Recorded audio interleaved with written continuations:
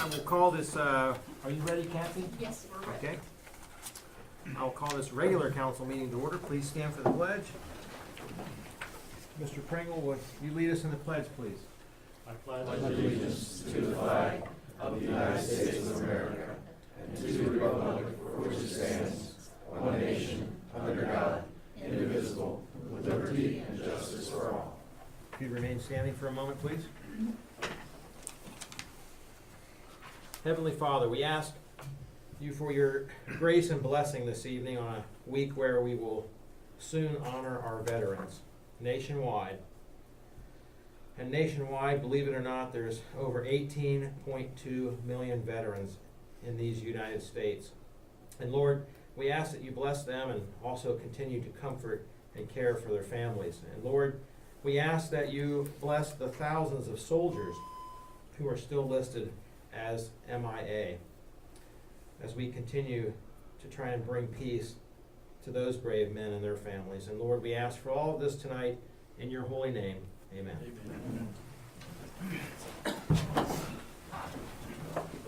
Okay, Kathy, roll please.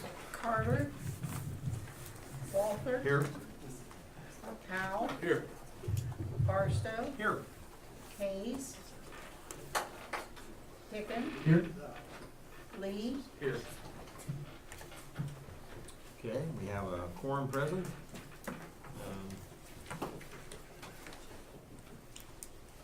You have something, Sorry. Frank? Yes, thank you, Mr. Mayor.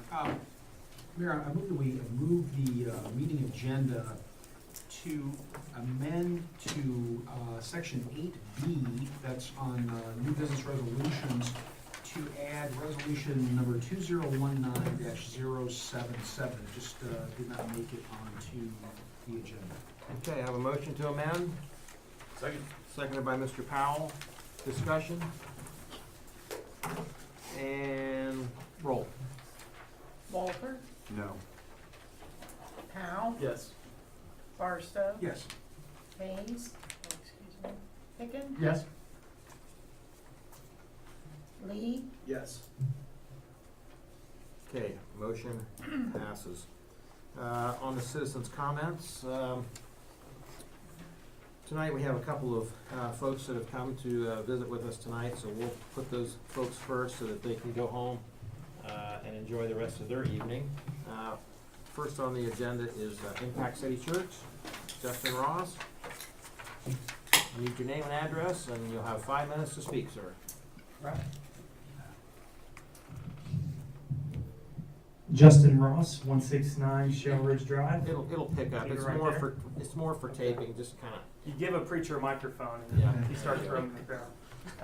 169 Shell Ridge Drive, Tascalo. Would it be okay if I passed out some packets to the council? Thank you. Actually, you know what? I need one of those. Okay, very good. Thank you.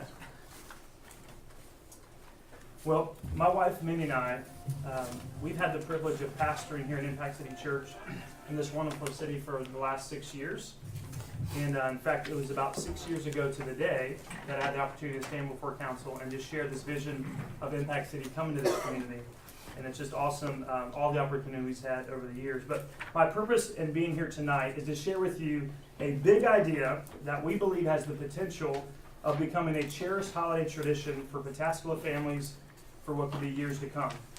Now, we all have family traditions. For me growing up, it was going out with my family to drive around and see all the Christmas lights put out by my neighbors and my friends and family members. But unfortunately, going all out and decorating for Christmas has become a dying art, right? There just doesn't seem like there's as many Clark Griswolds in the world anymore. Can you relate? And so now for my family, you can't go out and see as many Christmas lights. So we'll drive 45 minutes north up to Allen Creek to the Fantasy of Lights, where you can drive through Allen Creek State Park and see some Christmas lights. We're so desperate, we'll even drive 2 hours to Wheeling, West Virginia, to Oglebay, just to see Christmas lights. And so we thought, why not bring that same drive-through Christmas experience right here to Pataskala? So here's the catch. We're a church. We are not experts at creating these extravagant Christmas displays. But what we're really good at is bringing people together. So here's the approach we want to take. Have you guys ever seen the hot ABC TV show, The Great Christmas Light Fight? Have you guys ever seen that? Where neighbors compete and they do, Christmas lights and stuff. Well, that's the approach we're going to take. So we're going to invite local families, local businesses, local organizations to enter into almost like a light contest right here in Foundation Park. They'll get to host a section of the park where they can design, come up with their own theme, and put together some Christmas lights. And then absolutely free, we're going to invite the community to come drive through Foundation Park, and they're going to be able to see these pretty fantastic light displays, and they'll get to vote on the best displays, the ones they like the most. And then as they come to the end of Foundation Park, we're going to have a heated tent, pavilion, that they can stop by, get some hot chocolate, some cookies, pictures with Olaf, and some other Christmas activities. We really think it's going to be a wonderful event that everyone in Pataskala can participate. For those that enter the contest, there'll be prizes, trophies, all of that fun stuff. Plus, we'll get to brag on the Pataskala Facebook page. Hey, add a bonus. So, if you would turn to page 2, I want to just give you a concept of what this might look like in Foundation Park. So, if we start at the bottom of the page, just talk about traffic flow. People would enter either through the Ventry Lane or the John Reese Parkway, and they'd drive through one way and exit at McIntosh. And they'd have the option at the end of park over by the soccer fields where there would be a heated pavilion for some treats. As you see these red squares, it's obviously not to scale at the moment, but those would be the different sections that families or organizations could host or sponsor. It's not going to cost them anything to have a spot. They're going to invest their time and energy and creativity in order to be a part of it. And we also wanted to make this accessible because we know Christmas lights can get expensive. So Impact City Church is willing to sponsor and reimburse families, organizations up to $350 if they enter. And so we'll help reimburse some of their costs for participating. As you move up through there, you see the tent, have hot chocolate, cookies, photo booth, all of those great activities. And so one of the things that we want to, just for you to consider as you look at this concept, is this will be a new event, and we will be pioneering some things this first year. And we realize it's easier to steer a moving car than a parked car. And so, we've already had lots of ideas come our way as the word is starting to get out. And so we realize there's going to be things that we can do in the future that will make this event even cooler, drive-through experience. But we don't want to bite off more than we can chew. We want to make it excellent, make it safe and predictable, and make it something that everyone can participate. So we believe this could be scalable, and in the future make it even bigger and better. So, any questions? So you'll be working, well, of course, first of all, thank you. Yeah. Another community event, fabulous to have, and I know when you first gave me the idea, I immediately reached out to the administrator and Lanier so that we could hook up, and I think it's fabulous. Have you anticipated setting up at the Cookie Walk to help promote this? We are. So we typically have a booth set up at the Cookie Walk, and this year we're going to use that opportunity to spread the word. And what are the hours this going to be? Yep, it's going to be from 6 to 9, and it's the Thursday, Friday, Saturday leading up to Christmas, so the 19th to the 21st. It's right now that's our proposal. We're going to be meeting with the Parks and Recs Board tomorrow night to present this information in a similar way, as well as meet with Lanier one-on-one, just to make sure that the logistics are going to work, and think through some of those things that we haven't yet. So. And being at night, do you anticipate using any police officers for traffic? If that's an option, we would love to consider that. We really I guess would. you'll probably talk about that tomorrow night then. Okay, very good. Yeah, and things like power. We're going to require each host to provide a generator or to work logistics of that sort of thing. We just we realize electricity and extension cords going all over the park wouldn't be the best approach, and so generators will probably be our main source of power. And I guess I have one more question as I've been thinking about this. You guys had a major stumbling block this summer. How have you, fixed that or rectified that or worked on making some relationships a little bit better? Well, sure. Well, that's a fair question, Mayor, and thanks for asking me that. It was a bit of a challenge for us in the spring. We had an unexpected situation that did catch all of us off guard. And there's certain things when you're a leader that you can plan for, and certain things that are unanticipated. And so, you know, we as a church, we responded the best that we can. We're very grateful to have leaders in place as an oversight board who they pastor churches and communities like Pataskala where they've been able to foster great relationships and reach thousands of people. And they stepped in and helped us deal with the situation. We had a staff member that made a decision that really impacted us in a negative way. And we've dealt directly with that situation, that individuals no longer on our staff or in a leadership position. We've also taken this opportunity to adjust some of our policies and procedures to make sure that anytime we are doing an outreach event for our community, it is safe, it's predictable, and we've thought through things. And so some of the language that we've used with our church is that this summer, you know, from May to August was a harbor season. And if our church was a ship, is, you know, every ship at some point has to come into the harbor.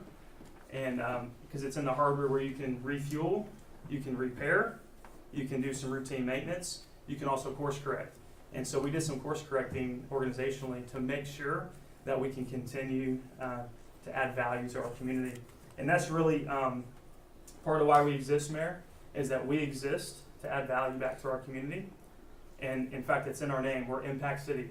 We want to do everything we can to partner with our community to make an impact. And so this outreach opportunity for us is a coming out of the harbor opportunity where we can get back to doing what we do best, which is make an impact. Well, I know that while you were doing that, of course, your presence at the fireworks was down because you were Yeah. doing, and it was largely felt, so I Yeah. hope you're on the rebound, and I'm looking forward to this. Do you have a question? No, I want to say that I think it's a great idea. It's different. I just encourage, you know, getting with Lanier, and if the logistic works out, I hope that it happens, and I would support it.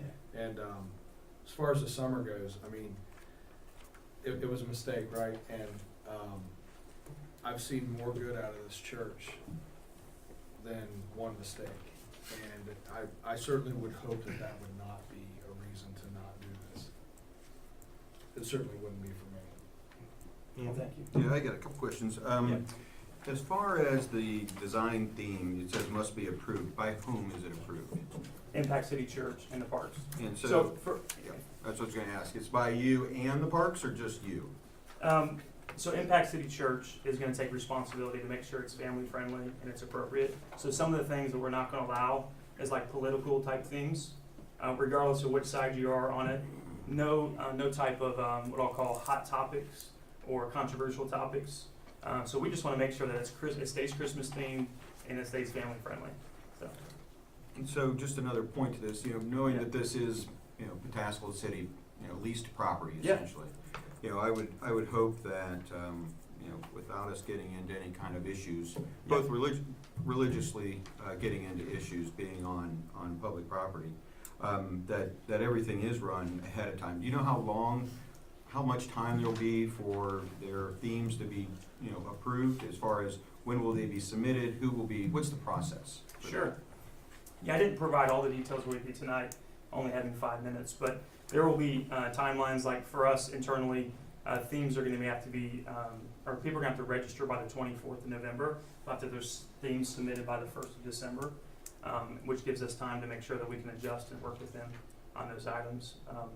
And then certainly we want to add value to our community, so we're willing to partner in whatever way that we can, and certainly work closely with Lanier and whatever guidelines the parks gives us.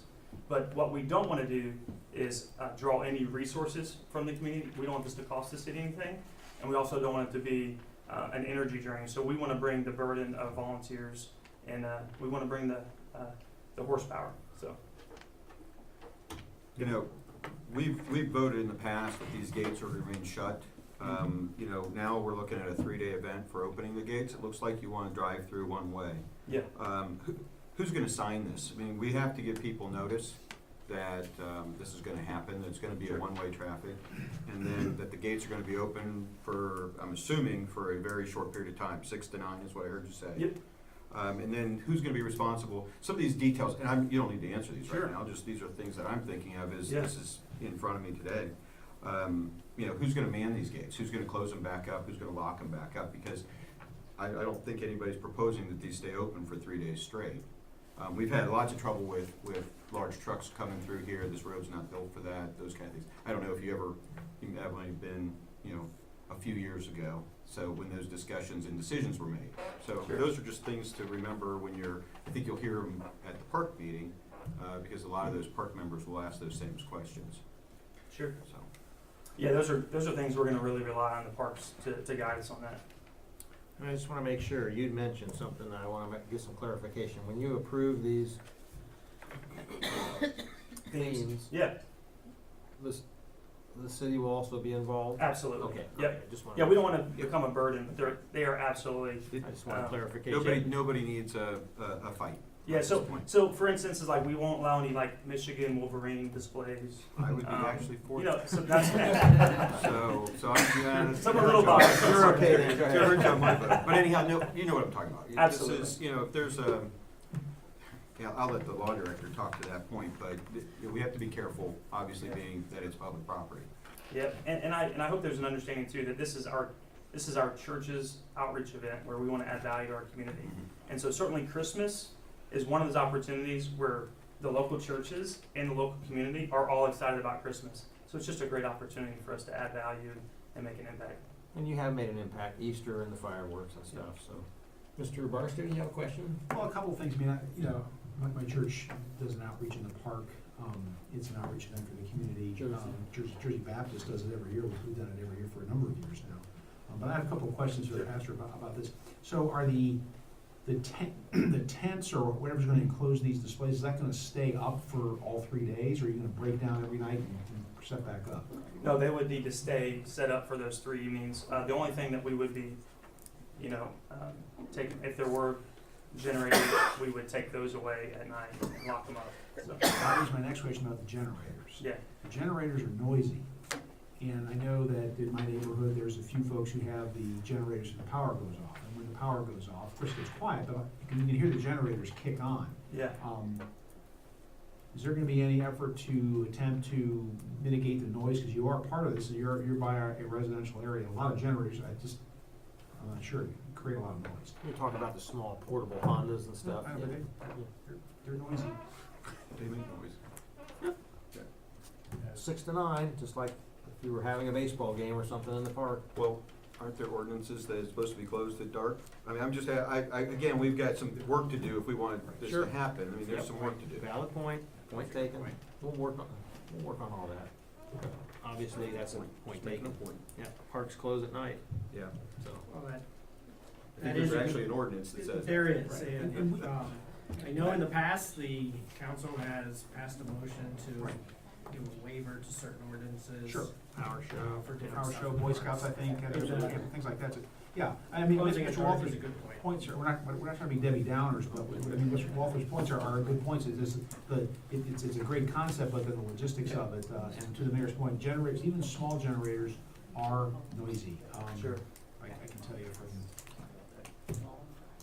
Plus, if there's more than one, I mean. right, So, exactly. yeah. So one of the things that, to help minimize it is, if there's 15 displays, there won't need to be 15 generators, because you can use one generator for multiple displays. And I realize we're pioneering something new, and so there are some things that we might find out, hey, next year, we need to make this process better, or we need to use quieter generators, and hey, we're here to add value the best that we can. We really think that families are gonna love it. We're anticipating nearly every family that has kids to drive through this experience, stop by, get some hot chocolate, get a picture with Olaf, and I think it's gonna bring a lot of joy. My wife and I, we shared just a quick video on Facebook a couple days ago, just to announce it. That video has already been shared 200 times, and over 5,000 people have seen that video. So I think Pataska's pretty excited about it, this idea, and we hope we can make it happen. Any other questions? Mike? Not really a question, but just it's a great idea, unique idea. You know, we've talked before about Yep. a vision that was had for the property where your church sits, 20 years ago, and you guys are continue to fulfill that vision. So it's awesome to see. Thank you, Mr. Powell. It's an aggressive timeline, having done stuff like this, is there in your own mind, is there a target number that you guys want to get? Where it's like, 10 is the minimum we think? The would- displays, Yeah, yeah, we think between 10 and 20. 10 and 20 for the first year. Yep. I agree that if it does roll forward, you'll certainly learn things at different times, because I think every event that we have, you figure out when year it rains and you realize you have to cover the generators, and the next year something else happens and you Yeah. realize you have to use extension cords that are extra strong or whatever, so, but that sounds good. Thank you. Thank you. Thank you for your time. Keep us posted. All right, and I have a gentleman here tonight, Mr. Fred Pringle. Fred, would you come up? Fred joined me last Thursday or Friday Friday at the Newark Main Library. About 6 months ago or so,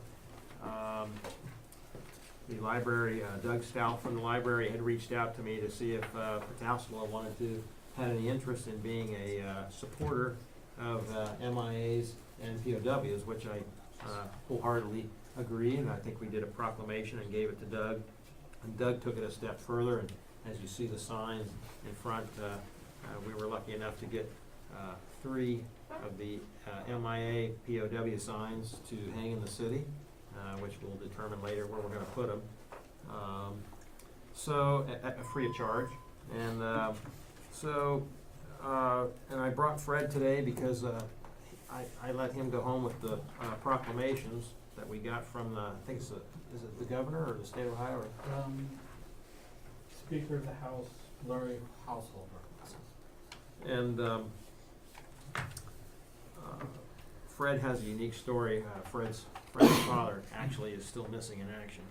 So and Fred's very active in our American Legion. I think you're the head honcho right now at the American Legion. So we appreciate your service and your father's service. And Fred's going to get those reframed so that they're a little bit nicer, and they're going to keep one for the American Legion, and then we'll take one and put it on the wall here in council chambers. So, is there anything you'd like to say, sir? Thank you for your support, sir. You're welcome. And just as a reminder, Saturday instead of Monday, we're going to do our Veterans Day service on Saturday at 11 a.m. at Veterans Green. So you're all invited, obviously. And I would like to recognize, I know Mr. Perry is a vet. Thank you, sir. Yes, sir. Thank you. Officer McClellan, thank you for your service, sir. Alan, Chris, Mr. Barstow. Any other veterans in the room today? Oh, I was just waiting somebody. Oh, okay. We already know you're a veteran. I know, that's passed. Thank you very much. All right, any other citizens' comments? Anybody wish to speak?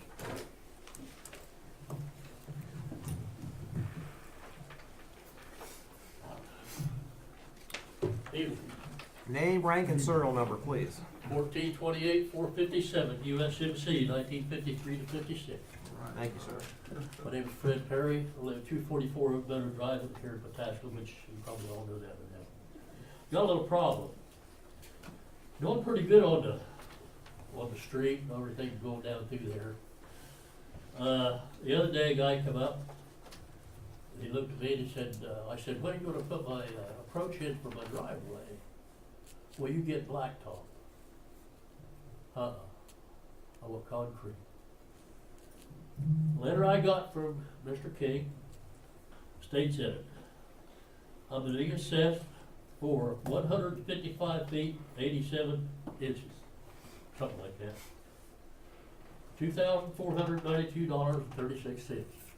That's fine, I'm not griping about that. But I don't want to cut my sidewalk here, my 20 feet here, and a blacktop driveway in the middle of it. Next year, I'm figuring on putting concrete the rest of my driveway. If you guys get my part done, I'm going to get my part done. Well, that's going to mess up my whole works all the way around. So I don't know how the other people feel, but I think that's kind of off the beat. And I just feel that I should have a concrete apron for my sidewalk. I got enough problems there already. You do, I don't. Somebody does. We got a pole right in the middle of mine that we can't seem to get out yet. See, it's the, I think you know what it is. Yeah. So, you know, that's not anybody's fault, that's just one of the things that happens. Well, Mr. Perry, since you're here tonight and there's other folks from Oak Meadow, I am gonna take the opportunity to have Alan give us a little update on that, and of course, this subject, we'll have Mr. King take a look at, and Alan also, but do you have an update for us on Oak Meadow, please? Yeah, if you don't mind, I'd like to ask you a question first. It's the first I've heard about this, and you're saying is your driveway currently asphalt or concrete? Currently, it's broken up asphalt, yes, Okay, it so is. Are you talking about just the sidewalk, the 4 foot or the 5 foot part of the sidewalk, or your whole apron? I'm talking about having the apron put up there, make it look decent, because if I'm gonna put concrete up there, I like the rest of it to look way, or else I'm gonna have to tear that out when it's all done. So the approaches are being replaced all the way to the right-of-way line. That's not something that's specifically done in projects. We did that to try and, you know, make this a nice PR thing and get everybody nice. Well, fresh I mean, driveways at the it's, end of it. you go We're any place replacing all the else, driveways in kind. you go any place else, you'll see that they're concrete approaches. We Most replaced I've them in never kind. seen a concrete drive, a blacktop driveway go in the middle of a concrete sidewalk. I've never seen that. I don't know, maybe you have. That's fine. But if that's gonna be the case, I feel that you guys should cut off about about $319 or $320 off my taxes. Because I'm paying for that. I am paying for that concrete all the way across. Now, that's what you told me, and that's what we agreed to, right? Yeah, if I can interject, Sure. I think what Mr. Perry's talking about is that he's being assessed for whatever his frontage is, okay? But the width of his driveway is not being put in with a cement sidewalk. Okay, People who have, that's why I asked the question. Right. That's not what I heard. Okay. so, yeah, so that's what he's talking about. Quite frankly, I think the point's well taken. I went down there on Saturday or Sunday, I saw this, I wanted to look and see what was going on. People who have concrete aprons, who already have a concrete driveway, have a nice concrete apron, that the sidewalk isn't across there, but it's concrete. So that's 6 of one, half a dozen of the other. But I didn't see any completed blacktop ones, but I think the point is that if I'm gonna pave, even if it's just, 6 or 7 feet of my driveway, I should have a concrete sidewalk. I agree. So there was nothing in the plans. When we decided, when residents came in kind of at the 11th hour we were switching to sidewalks, there wasn't a plan for how we were gonna approach that. So it really didn't come up until the concrete guys were out there, whether we were gonna stop at the driveways or not. So I went out there and assessed the situation. So the concrete driveways, and I gotta double check the plans, but I'm 90% sure we're putting the concrete driveways in at 6 inches thick. And that sidewalk is only 4 inches thick. So that made sense to go, put the concrete driveways back as 6 inches of concrete by 4 inches, so it all matched. The other issue with an existing asphalt driveway is the back of the sidewalk is roughly 1 to 3 feet behind, in front of the right of way. So we would pave asphalt to here, from the road to the sidewalk, and then we would go sidewalk, and then we'd have a 1 to 3 foot asphalt patch. And that's probably not gonna hold up that well if we did that. So there's no cost difference, there's no cost savings, whether we put a normal driveway and make it all a contiguous approach, or we make it sidewalks with the strips. So those factors made me think that it was a better idea to stop at the driveways. So the concrete guys were already out there pouring forms, and that seemed like the best decision. So why aren't the people who have concrete aprons, the people who are getting concrete aprons, who was existing, they're getting a sidewalk with the people and they're paying for it. I assume they're paying for that portion, that 6 or 7 feet of driveway, that's part of their assessment. And Mr. Perry and other people have blacktop driveways, I know some gravel driveways too. I don't know what we're gonna do with those. He's being assessed for a sidewalk that he's not getting. And so we should either put the sidewalk in, like we said we were going to, and that the citizens are paying for, or we should, as Mr. Perry has suggested, refund them the money for that cost of the sidewalk that they're not getting. I guess, you know, I didn't consider that at the time. I considered that they were getting a driveway replaced either way, but if that's council's decision. I'm not, that's not council's decision, that's Todd Barstow's view of it. I mean, I think you should get what you pay for. So either that, we should go back and tear up the concrete sidewalks that we put in for people who have concrete aprons to make it all equal. I don't think that'd make Mr. Perry very happy, So but, we didn't pour across those. We're gonna go back and pour them, and it'll be yeah, a but little more sidewalk. the people who were fortunate enough to foresee this, through their crystal ball and had a concrete driveway already put in, they're getting a concrete sidewalk. Or concrete, it may be part of the apron, but as I say, it's 6 of one, half a dozen of the other. With Mr. Perry, who has an asphalt driveway, Yeah.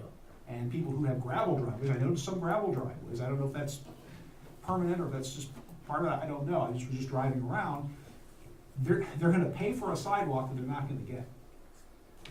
So, that's just my 2 cents. Well, his Thanks. point is if he's reimbursed, then when he does do the rest of his driveway, he can start where that sidewalk would have been and Right. he'll get his money back to pay for that and then he can concrete it all the way Yeah, up. or, you know, you do your part, and like I say, the thing is, I don't see, when you put a concrete approach to your driveway, okay, that's gonna, the blacktop in a driveway and the street, you've got both of them together there. Okay, first thing you know, you're gonna chip away here, you're gonna chip away there, in the driveway. That's what happened to the last driveway. The big holes I had in my driveway, I've been waiting for you guys to do this for I don't know how long. Cause I had 2 big holes in front of my driveway. I put in a new driveway when I first moved here, and it's been quite a while ago, and it got quite a bit of wear, I'll say that. But, the thing is, when you turn that off the street, your car slides just a tad, you ought to know that, probably you ought to know that. The first thing you know, that starts wearing out. Okay, I'm trying to stop mine from wearing out anymore. Now, I'm not gonna be around too many more years, but my kids are gonna get my house, and I like to get it ready for them. That's just the way I feel about it. All right. Mr. Mayor, Yeah. I just wanna make sure I fully understand this, cause let's just say, for example, you've got, for easy math, I'm not saying this is what your road frontage is, but, and this would be, I guess, for Alan or BJ. You've got 100 foot of road frontage that they're getting assessed for, and 10 or 12 feet of that is their driveway. Are you subtracting that from that, or are you charging them for the entire road frontage, not minus the driveway? I'm charged for 155.87 inches, I guess is what it is, feet and inches, which is the whole frontage of my property. It's not, the driveway is not subtracted from that. No, sir, it's not. Then I agree, if that's the case, I agree 100% with Todd, either you should be reimbursed, or you should have a sidewalk, if you're paying for it. We'll work on it. Thank you. Okay, Thank you, Thank you, sir. Mr. Perry. Everybody have a nice Thanksgiving, please. Thank you, Mr. Be Perry. safe. Thank you, sir. Anybody else wish to speak tonight? Yes, ma'am. Thank you, Alan. I appreciate that update. Brenda Sams, 448 Oak Meadow Drive. Just to follow up with Mr. Perry, I walked yesterday, Oak Meadow to BC to Pat Haven, and I was surprised what he just said, but the driveways that have been concreted on BC, got a picture of one of them, there may be others, I didn't take pictures of every one, is concrete from the street to up in their driveway, and then it's concrete or gravel on. So that's not consistent with what's being said. And this is on BC, and I can send you the picture. I'm not following, we haven't done any work on these. Hickory? Hickory or the drainage, thank you. So this is one of the driveways with That's the from the drainage. So from the street back. and it's We're to not the- putting the sidewalk on. I know, but they're concreting their driveway. Why didn't it get gravelled? It was it was previously a gravel driveway. We don't allow gravel driveways when they're put in, so as part of this project, instead of putting back Hey, ma'am. gravel, we're putting back Step concrete back up to the on all mic those so we can driveways. hear what you're saying.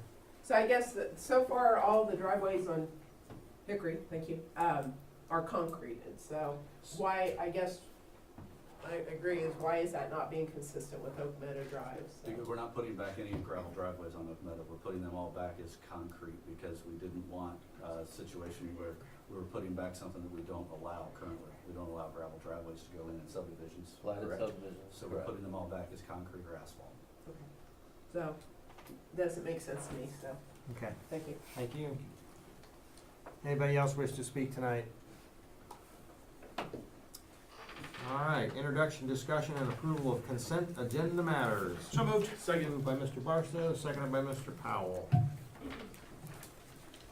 Discussion and roll, please. Walter, Yes. Powell, Yes. Barstow, Yes. Pickens, Yes. Lee, Yes. Consent agenda passes. On to reports. I've already mentioned Veterans Day. We talked about the MIA signs. I'm reaching out to all council members, anybody that may know of somebody that would apply for and be our senior citizens rep for the city of Pataskala. We still have that position open. What? What's the Senior levy representative. senior levy? Okay, the senior levy rep. Oh. Pat Sager has been on it forever, and she's stepping down this year. She's retiring, so we're looking for a senior citizen levy rep. So if you know anybody, please, we posted that several times, didn't we, Kathy? I don't believe we posted it yet this year. Oh, Been posted. okay. Yeah, go ahead and let's post that, please. And again, put your feelers out. If you've got somebody that has the time to work on that, and Well, Mr. Mayor, what's the what's the age limit or low, what's the qualification? Kathy and I will have to get you Okay. all the stuff on that. I can't imagine. Yeah, all that's set by the county. All of those requirements would probably come from the county, I don't know. Okay. It's kinda like the transit board, it's more county driven, but we'll get all those details and if, when you get those details, Kathy, could you send that out to council before and as long as when we post it? I'd appreciate that, thank you. Mr. Barstow, what do you got? Not much. All I have to say is my knees hurt. Because of the weather change? Oh, you've been walking around? Walking around. Yeah, door to door, Knees okay. hurt. Very good, thank you, sir. Glad it's done. Mr. Zetz? I have less than Mr. Barstow, and my knees do not hurt. Okay, Mr. King, what's hurting? Nothing. Oh, Mr. King. I can't. Right now, why don't I just go into my report, Mayor? Couple items to update council on, I appreciate, well, Mr. Hicken reached out to Mr. Haynes and I about some AEP streetlights at the Broad and 310 intersection. We reported those to AEP, also took it up the chain to our governmental affairs rep, Renee Shoemate. She's looking into it, and I should have a report back from her tomorrow to see if she can expedite those repairs for us. We'll let council know what I hear back from there. Pataskala Town Center, we talked about that at one of our, several months ago, previous meetings. Everybody that was in, every business that was in there has found a new home. They should be out by the end of this week. Spoke to the owner today, and they are moving forward with doing asbestos testing, and their goal still is to have it torn down by the end of this year. Told them I would be calling them every couple of weeks to see what the status is of that. We'll keep council updated. Main Street, on Wednesday, the repairs will be made to the asphalt there, and the metal grate, or metal plates that are out there will be removed. CST Electric has been setting the different pedestals and boxes they need to out there. And CSE Electric will begin here shortly, working towards the houses to connect the houses to the new electric. Town Hall, on November 21st from 4 to 6, we're working with the Chamber of Commerce to schedule an open house. The Chamber would like to show their new office. We'd like to show off what has occurred as far as utilities, and Sterling Peter would like to be open as well. That is from 4 p.m. to 6 p.m. They hope to do a ribbon cutting at 4. I will send out an email reminder to all of council to let you know. And then also the air conditioning in the town hall. As far as the grant, we're still perfectly fine. Talked to the contractor today. There was a concern about the asbestos in the ceiling. they've looked at it and they're gonna be able to treat the areas in the ceiling we'll be cutting through, we're gonna go ahead and treat that as if it does have asbestos. It'll be about $2,500, it seems, to do that. Meeting with them later this week over there to continue the planning of that, using the winter months to get that project complete. Once I have a tighter schedule from that meeting with them, I will let council know, and I'm happy to answer any questions. If we do spend that, will they be able at that time to determine if it is asbestos? So that Yes. we can say yes or no, and then we want to do that again? Yeah. Okay, good. Will the grant cover that, or will that have to come out of the? I couldn't, Grant? I couldn't hear that question. I'm sorry, well, the $2,500, can we use the grant money for that? Yes, because it's part of the installation. Okay. And just to piggyback, before any other questions, you've mentioned Pataskala Square and everybody moving out. I forgot to mention that 10:30 on Friday, over at, on 310 there is a ribbon cutting for a couple of businesses that have moved there, plus Soggy Paws. So 10:30 Friday, Rusty's, Wharf, and the Quilt Shop and Soggy Paws. We're gonna have a ribbon cutting, if anybody can make it. Yes, sir. You know, Will Cox has been invited to that. They're the owners. If not, I will certainly reach out Would to you them. please double check and reach out? I'm not sure if Chamber reached out to them or not. We'll So do that, Mayor. that'd be fantastic. Any other questions for Mr. King? Yes, sir. The first one is, in light of what you reported on electric on Main Street, when do you think the poles will be out? They're about 50 days into the 90 days. All the conduit underground is in. They're starting to pull wire as well. I would say within the next month, they'll be out. And then the other thing is, you talked about the building coming down over in, what do we call it, Pataskala Square. Square. Are there plans already in the works to put something else there? We've talked to them, but there's nothing definitive. So that's that probably a something will go wait. there. And it'll just be a gate, or it'll just be a hole? Will there be no structure east of Goodwill? Correct. All of it's going? All of it's gone. Their work, Scott and I had a chance to meet with them. They asked what the community needs. We explained to them some stuff we're looking for, what would go well there. They are working towards trying to land somebody to go there, but nothing has been secured yet. And then I guess my final question would be, is there any discussions about the parking lot? That was part of our discussion with them, yeah. When it is redeveloped, it will have to be redone. Okay, Yeah. I wanna make sure that they know that. Oh, they do, yeah. When it's redeveloped, the parking lot would have to be redone. As part of their development plan and zoning. Thank you. Mr. Lee? Yeah, back to the polls for a minute. I know that you were, the CenturyLink poll. Did they ever provide that plan? Were you good with that? Is that? Oh, absolutely, I'm good with it, and it's actually better than I thought. You know, originally they reported that they would have to, east on Depot Street, kind of next to Chet's, I would say, on Depot Street, they thought they were gonna have to put some sort of anchor there. They're not gonna have to do that, so it's actually gonna turn out better than I thought. So that'll be probably at the same time coming out. Yeah, CenturyLink said just whenever they start to remove the overhead wires, let them know, they'll get it scheduled as well. Cool, thanks. And speaking of CenturyLink and poles, what's going on Oak Meadow? How soon is that one coming down? It should be out within the next week or so, from what Spectrum is telling me. So, still time to do that section of sidewalk without any weather issues. With concrete, weather won't be too much of an issue yet. All right, very good. Anything else for BJ? Yes, sir. BJ, on these public notices for the planning and zoning vacancies and the Board of, Parks Advisory Board, these have both been posted? They have been. Do have the incumbents, essentially the people that are already board members, have they received any notice? They have, I emailed them. They haven't received emails, they haven't received any letters or anything? Because some people, I know this is gonna be hard to believe, some people don't get emails. I didn't send any letters, I certainly sent emails. So. Is it our policy not to send letters? I mean, I'm just asking how this works.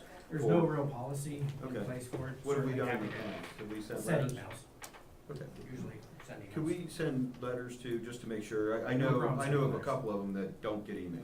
I know the two planning and zoning commission responded that, Okay.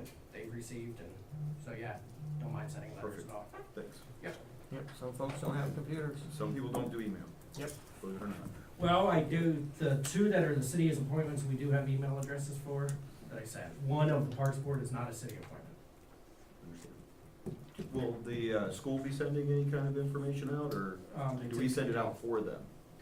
Schools typically do. School district, okay, thanks. Is that by department? Do you usually send letters or emails, or does it go It's through handled you? by the administration. Handled by the administration. Okay, administration.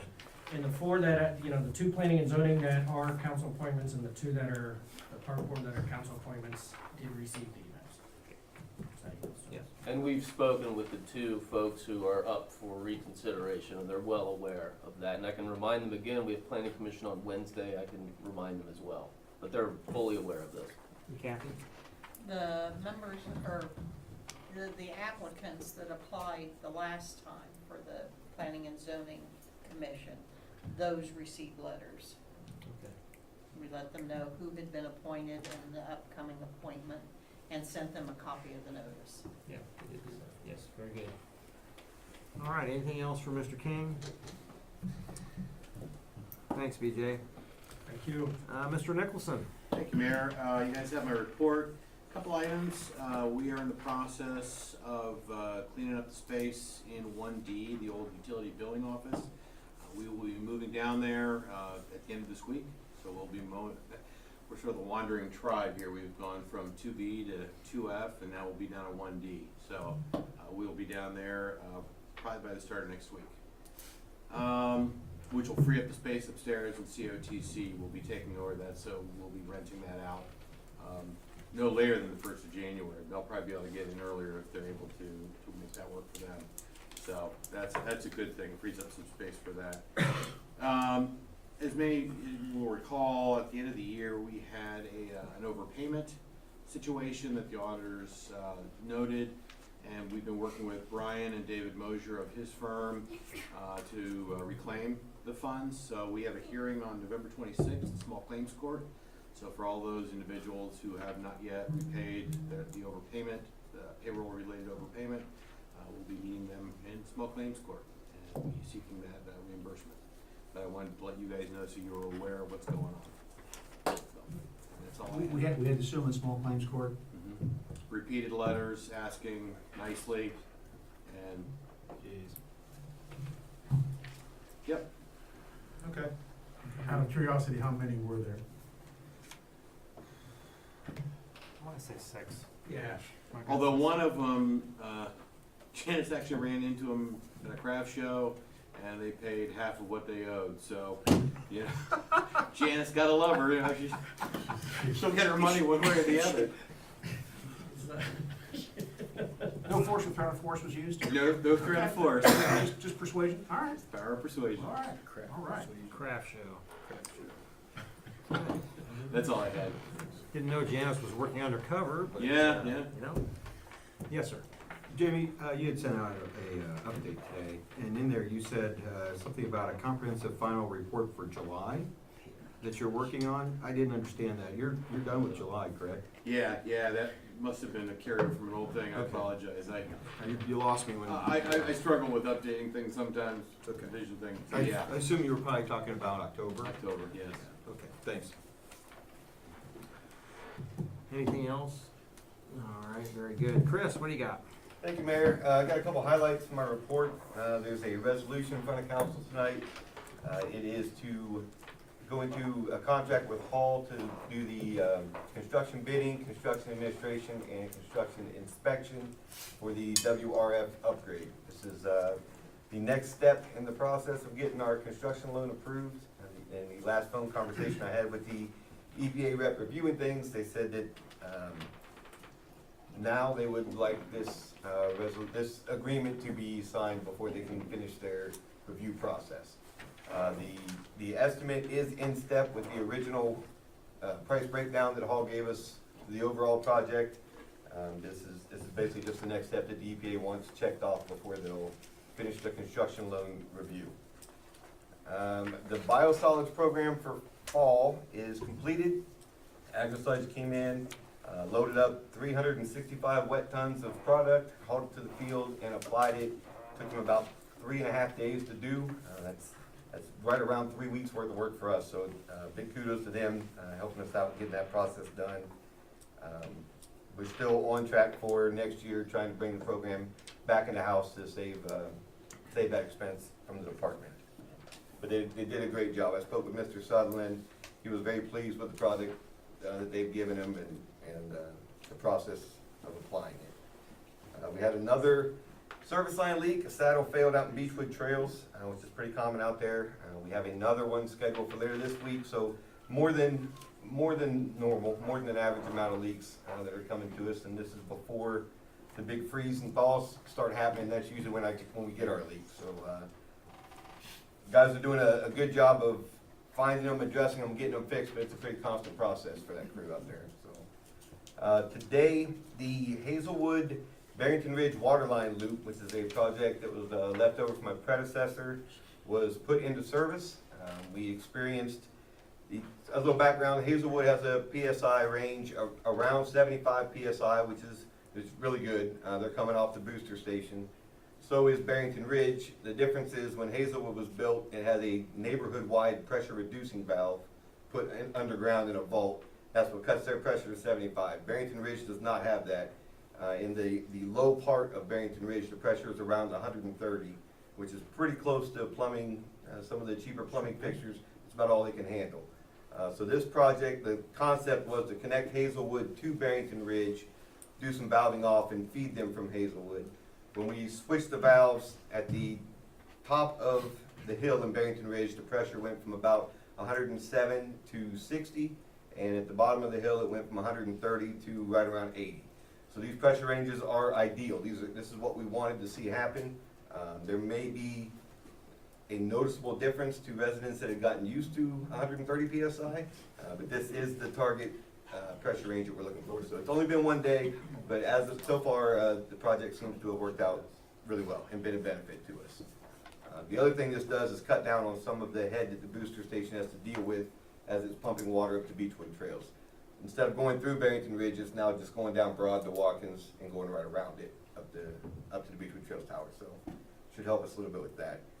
The last thing I wanted to talk about, Trent Howe is our assistant superintendent. As you guys are aware, half our staff is new this year. The entire systems team is going through the process of getting their EPA license 1 for water treatment. That exam covers multiple styles of water treatment, not just what we do here in Pataskla. So surface water plants and using lime softening process is a completely different procedure than ion exchange and groundwater like we have here. But this is on the exam, and these employees have never seen that before.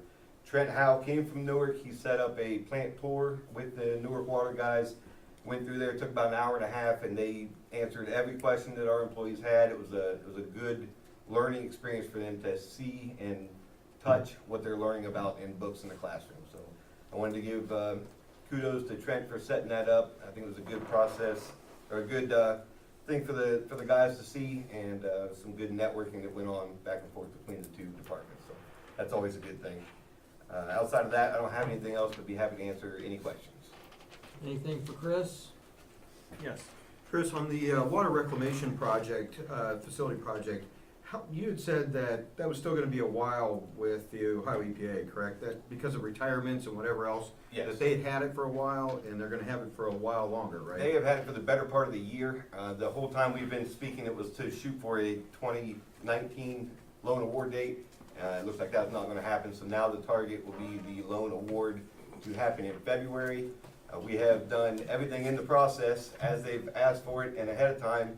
Seems like every time we talk to them, there's another little wrinkle that they want to get done before they'll finish their application review.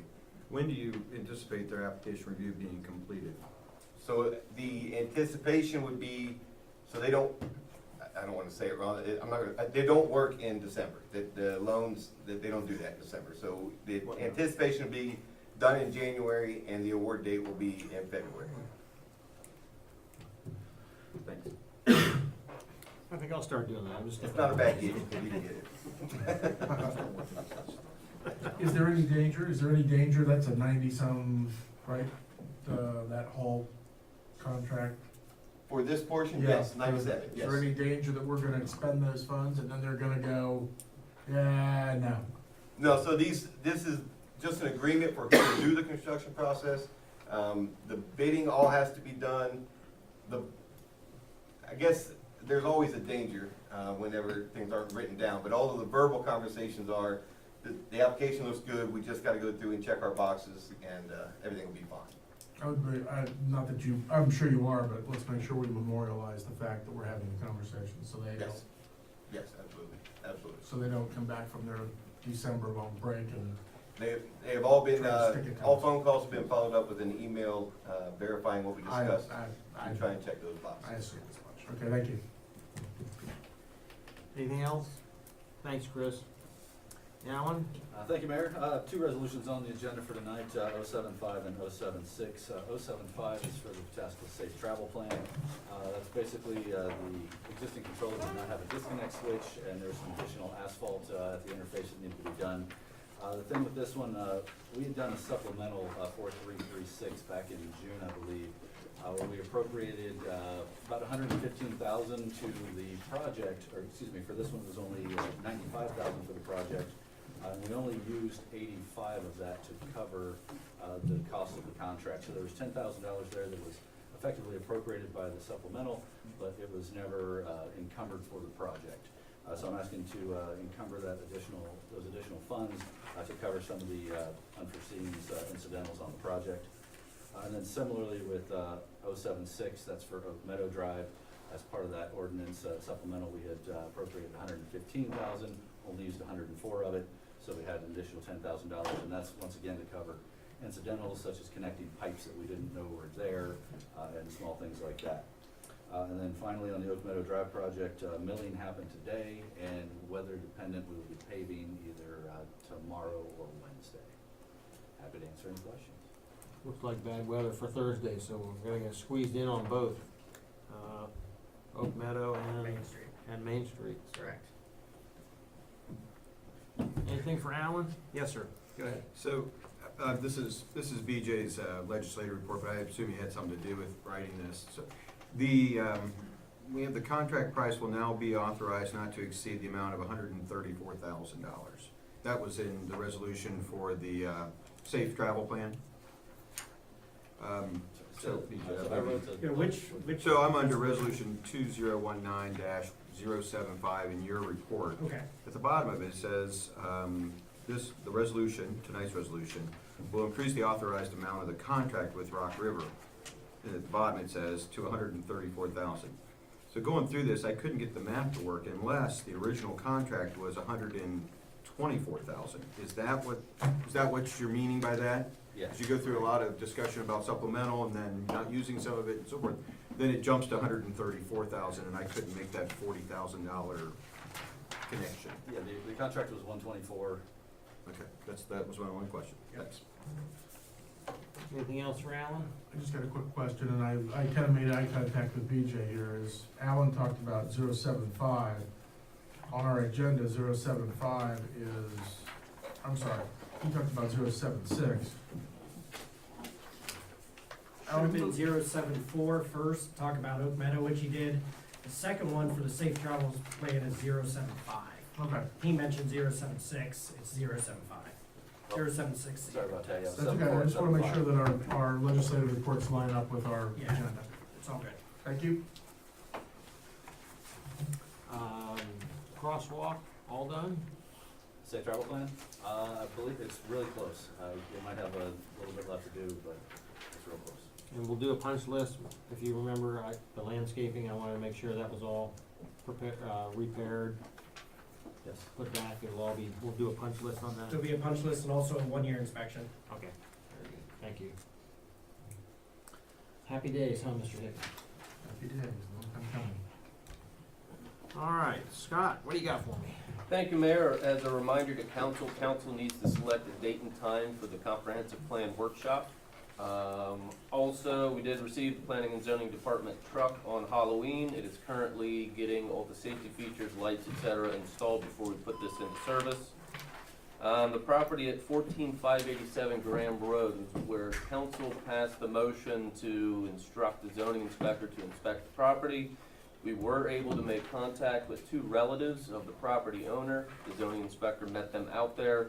Everyone determined that the house does need to come down.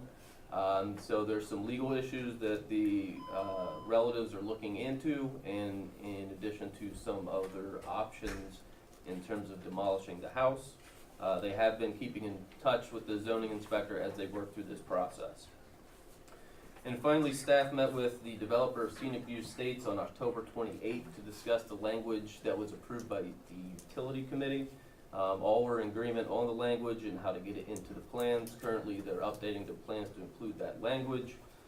We've asked them to, before submitting for planning commission, that they supply us with those plans so we can do a preliminary review, so when they do go to planning commission, any potential comments or conflicts have been addressed. Aside from that, I'm happy to answer any questions. Sure. On the Graham Road property, Mhm. Mr. Zetz may help me on this, but I think we can put if there are costs of destruction and the city incurs those, we can put those as a lien on the property, is that correct? That's correct. Okay, thanks. That's all I wanted to just make sure that if we do, make sure we get that recorded, Yes. so that we can recoup. Okay, thanks. That's all I have for that. Anything for Scott? All right, very good. Lanier? Thank you, Mayor. We have an ordinance on for the second reading for the prohibiting tobacco use in all recreational areas today, so I'm looking for a second reading on that.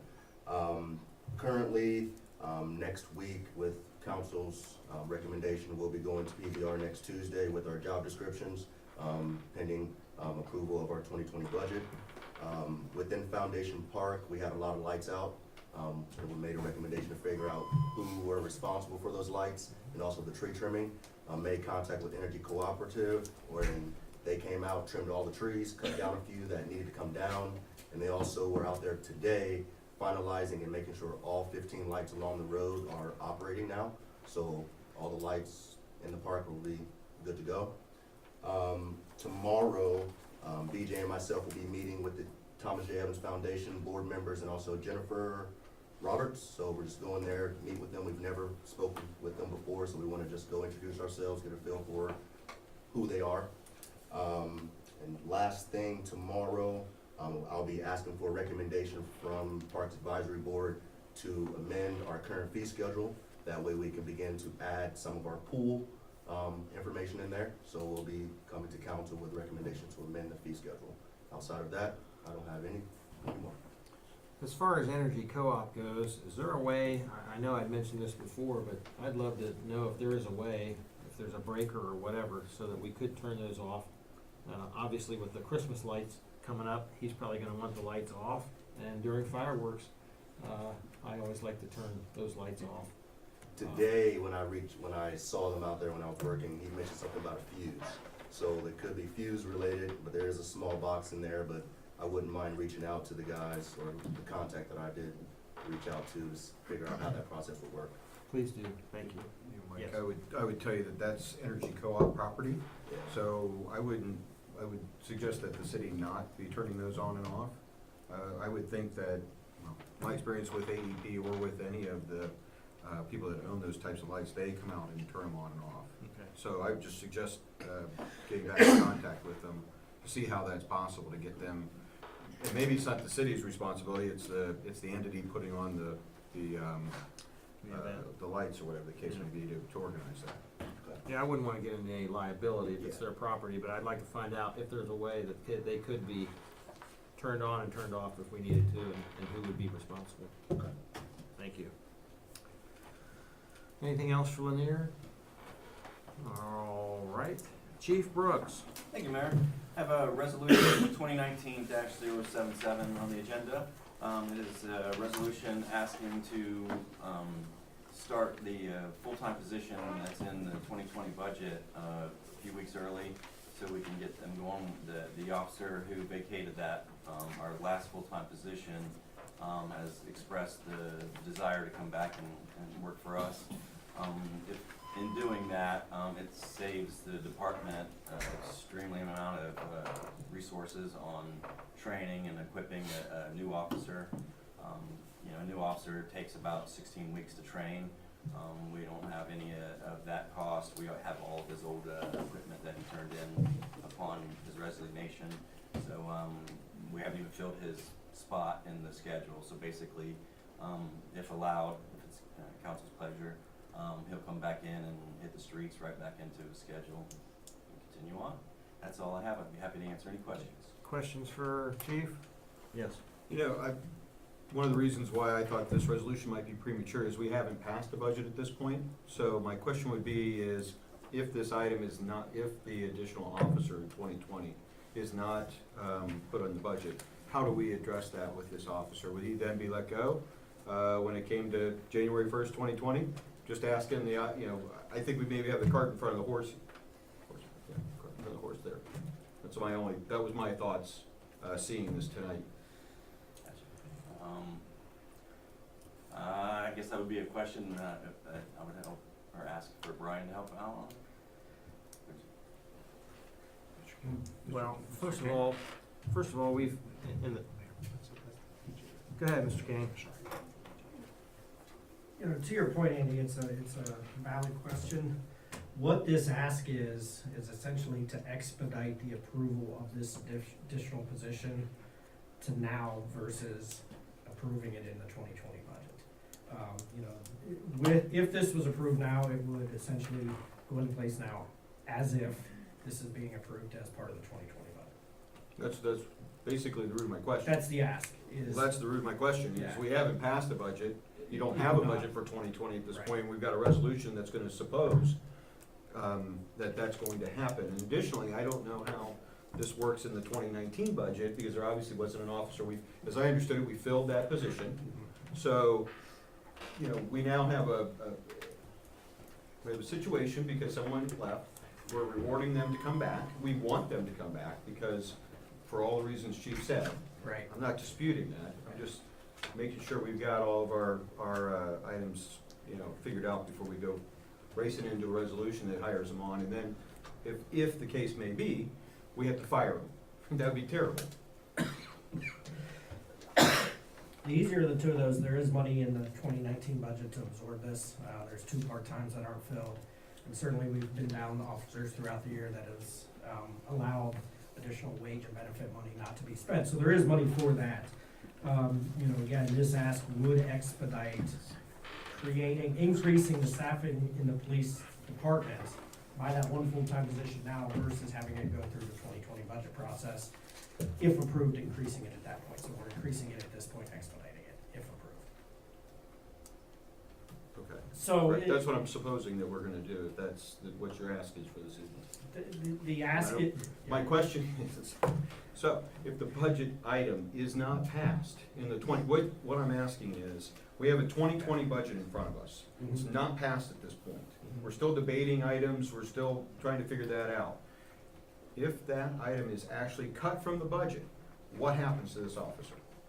Are we not putting this in, are we not temporarily hiring him for 2019? Is that what we're essentially doing right now? I don't know how we have a resolution that says part of the 2020 budget that doesn't exist yet. Right. That's what I'm asking. Are we temporarily, I would say, no, you're not temporarily hiring him. I think if this is approved tonight, essentially you're saying it will be approved as part of the 2020 budget. Okay. That's, and again, I don't set the staffing level for the police department, but this is expediting and increasing the staffing level for the police department now versus having it go through the 2020 budget process. What would happen if it's not approved as 20, I don't know, I that's. guess I'm asking why, I think I've asked my question, I'm good, Okay. thanks. Mr. Powell? So would it be like approving that one line in the budget ahead of approving the rest of the budget? Yeah. Basically, the funding that's in the 2020 budget contemplates that the approved staffing level would generate that amount of cost. So what we're saying is, we're just going to start, not the individual, but the position, authorizing this increased staffing level now, instead of waiting until January, basically, as part of the budget process. Go ahead. I've got a question, is for the chief. So, where's this officer, you don't have to give the name of the department, but where, is he working somewhere as a police officer right now, or? He is, yes, sir. Okay, so with two members absent, I understand Mr. Walters' point, I guess my practical, the lawyer, he says, yes, we're kind of getting the cart before the horse. With the practical side of it, he says, well, if it passed with the requisite number of votes to pass an ordinance, which is the budget, comes as an ordinance, then that's sort of a preview of what might happen. I would feel more comfortable, though, if we discuss this when we have full council. We have two members absent this evening, so I guess that's a very long way, chief, of saying, what's the drop dead on this? Do we have to make a decision tonight? I would even add one more, could we have a budget that's approved and then do this? Well, I mean, that would be ideal, wouldn't it? Well, and Mr. Walters, and yes, and so we have this, we have the second reading tonight, we'll have the third reading of the budget on the 18th. Is the 18th too late? And then my question to Mr. Zetz, would that moot out this resolution? Because we passed the budget. Oh, right, because you've We don't have to supplement for 2019, and then, chief, I mean, is there a danger that is this an opportunity that we're going to lose if we tarry here with this resolution? Is the gentleman gonna say, do you wanna answer the question, you don't have to, take the 5th? Is he gonna say, well, hire me by Wednesday the 6th, or it's something else? There's a chance of that. Okay. That said, he's expressed a deep concern to come back. Okay.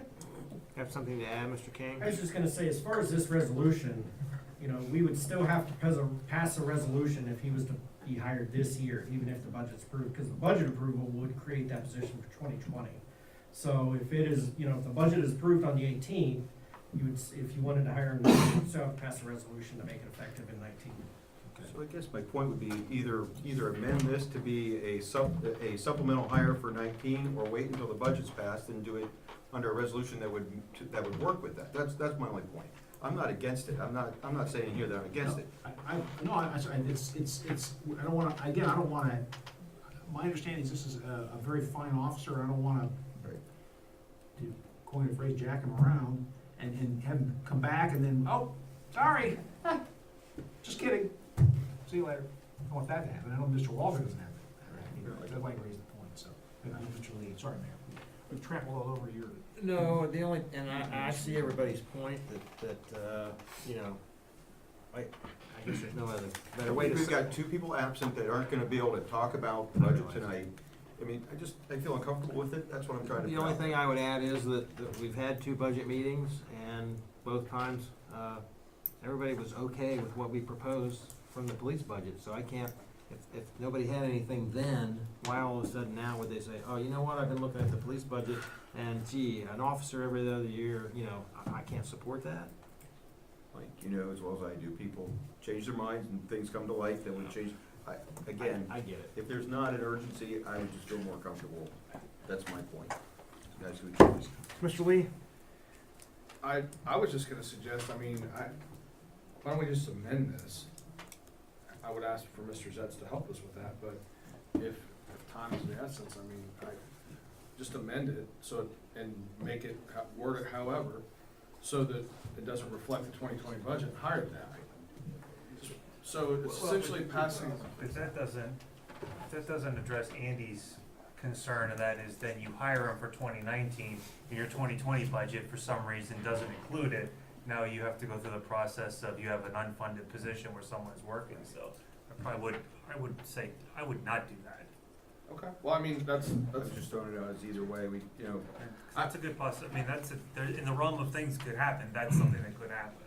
Unlikely maybe, but I get the you don't wanna point, be but stuck in that position. I certainly get Mr. Walters' point, but at the same time, I don't.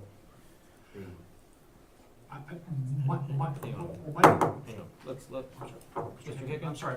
So I just want to say, I want to thank the chief for talking to me about this today. Well, I contacted him because I had some other concerns. It seems like typically this is coming to us backwards. usually we know what and that has to do with the MOU that's gonna be, finalized. We haven't seen that yet. If there is a time crunch, to this, I don't think that, what's gonna happen if we don't approve the salary of a backhoe operator? Well, that's not, in all reality, that's not gonna happen, I don't think, and I don't think that's gonna happen with this position. It was budgeted for the police department to get, an individual, starting in January, or at least that's when the ball would start rolling. And I don't believe that there is any movement afoot or anything like that. It was scheduled that way. It's a regularly scheduled thing that an officer is added every 2 years, I think is what the budget says. Is that right, Jamie, Bruce? Yes, sir. 2020, So, 2024. essentially what we're doing is taking an opportunity to save money and be efficient and hiring a good person by getting them in slightly early, because we also have not filled the part-time positions that are there. Those part-time positions are what is going to pay their salary. If you believe that it's a time-critical situation, like Mr. Barstow asked, then I feel comfortable moving forward with it. If it's not, all the better, if we can do it next time after so that's really what I'm looking for is, from you guys, is if this is, at least that would be my vote on it. And I appreciate you guys taking the time to walk through this entire thing with me today, because it kind of caught me off guard. Of course, it just happened last week, I believe, so. Sure. The only thing I can say is, I can go back and ask the officer. I don't think he's looking anywhere else. My whole urgency was the fact that, we have 4 officers that are in training right now, and I don't expect people to understand what kind of strain that is on the department, but it's a huge strain, and we don't even have 4 training officers, so we have trainees with sergeants, which isn't the best case scenario, and, guys that we pulled in to do training that aren't, not certified trainers. So your thinking is that if this was done tonight by us, that employment would be, pardon me, very quick? Yes, very quick. Yeah, he would literally get plugged back into the same schedule he had when he left, because we don't have the bodies to fill that position. Mr. Zetz, what do you got for me? Some consternation with that last statement, because those details have not been worked out. It'll be plugged into the same schedule. Those details have not been worked out. So there's no guarantee right now where he'll be plugged back into. He returned to employment. Those other details are not worked out. That involves the FOP, so There is a lot more. there's a lot more parts. details that go on with hiring the officer back. This is just the very tip of that iceberg. Well, since I still have the floor, Mr. Zetz, can I go ahead and ask you if you think that the time frame would allow us to answer some of those FOP questions? The more time, or is that? I'm sorry? November 18th. Yeah. November 18th. November 18th, thank you.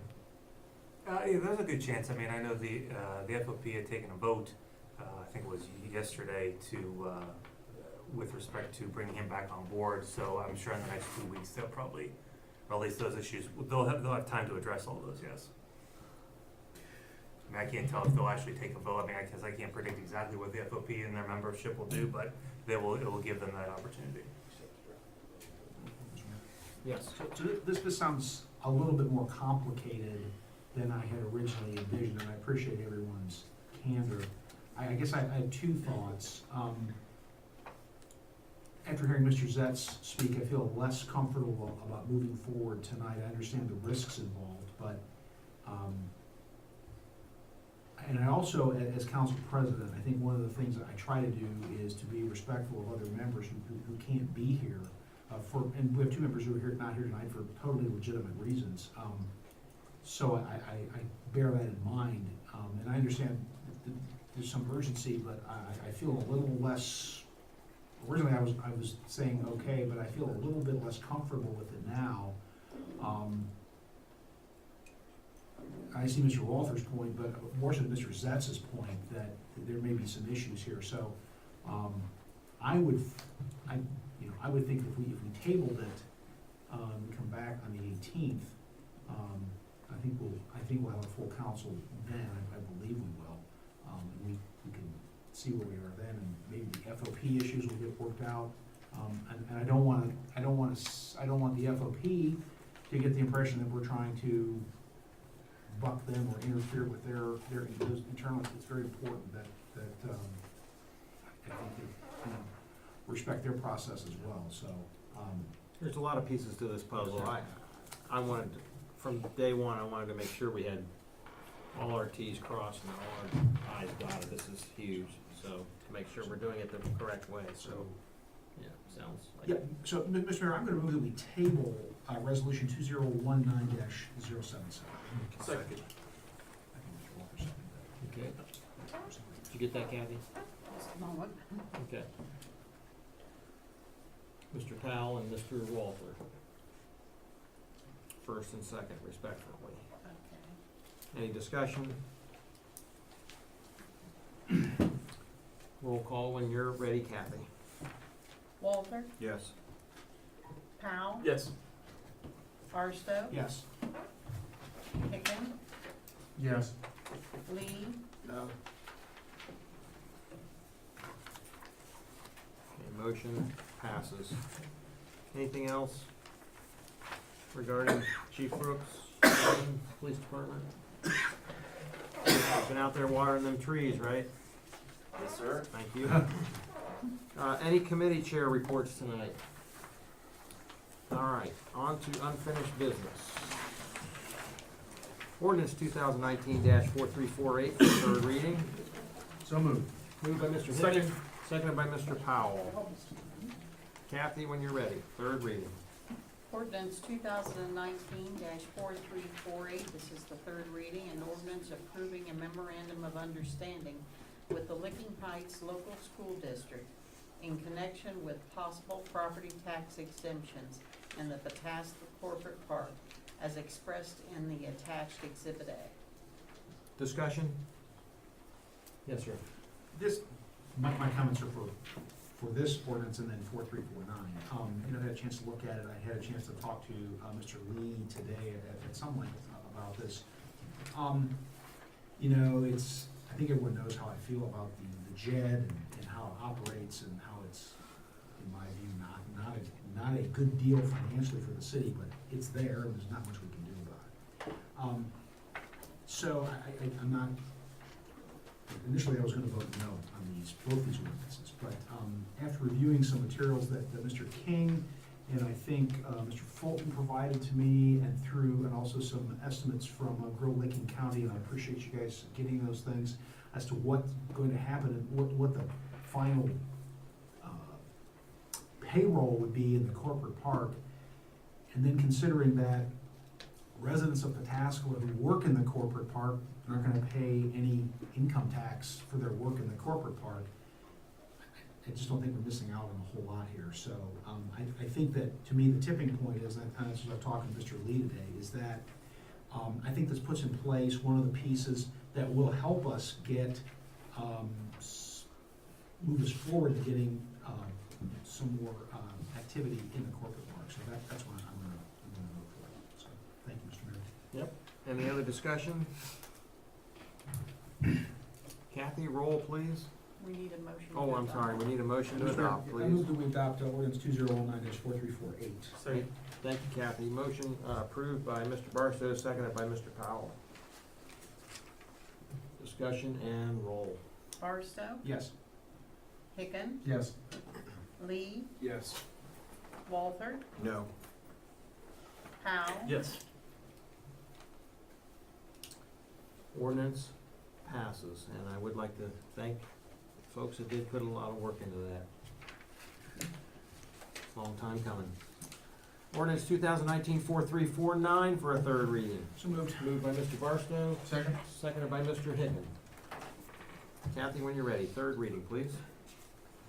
Ordinance 2019-4349, this is the third reading, an ordinance approving a memorandum of understanding with the Southwest Licking Local School District in connection with property tax exemptions in the Pataskla Corporate Park as expressed in the attached Exhibit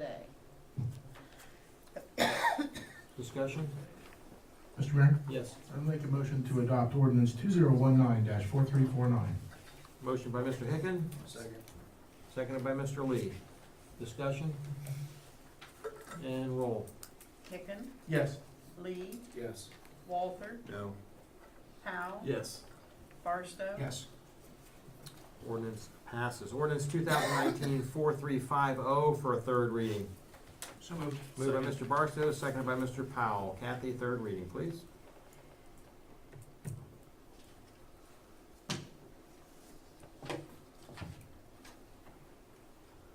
Ordinance 2019-4350.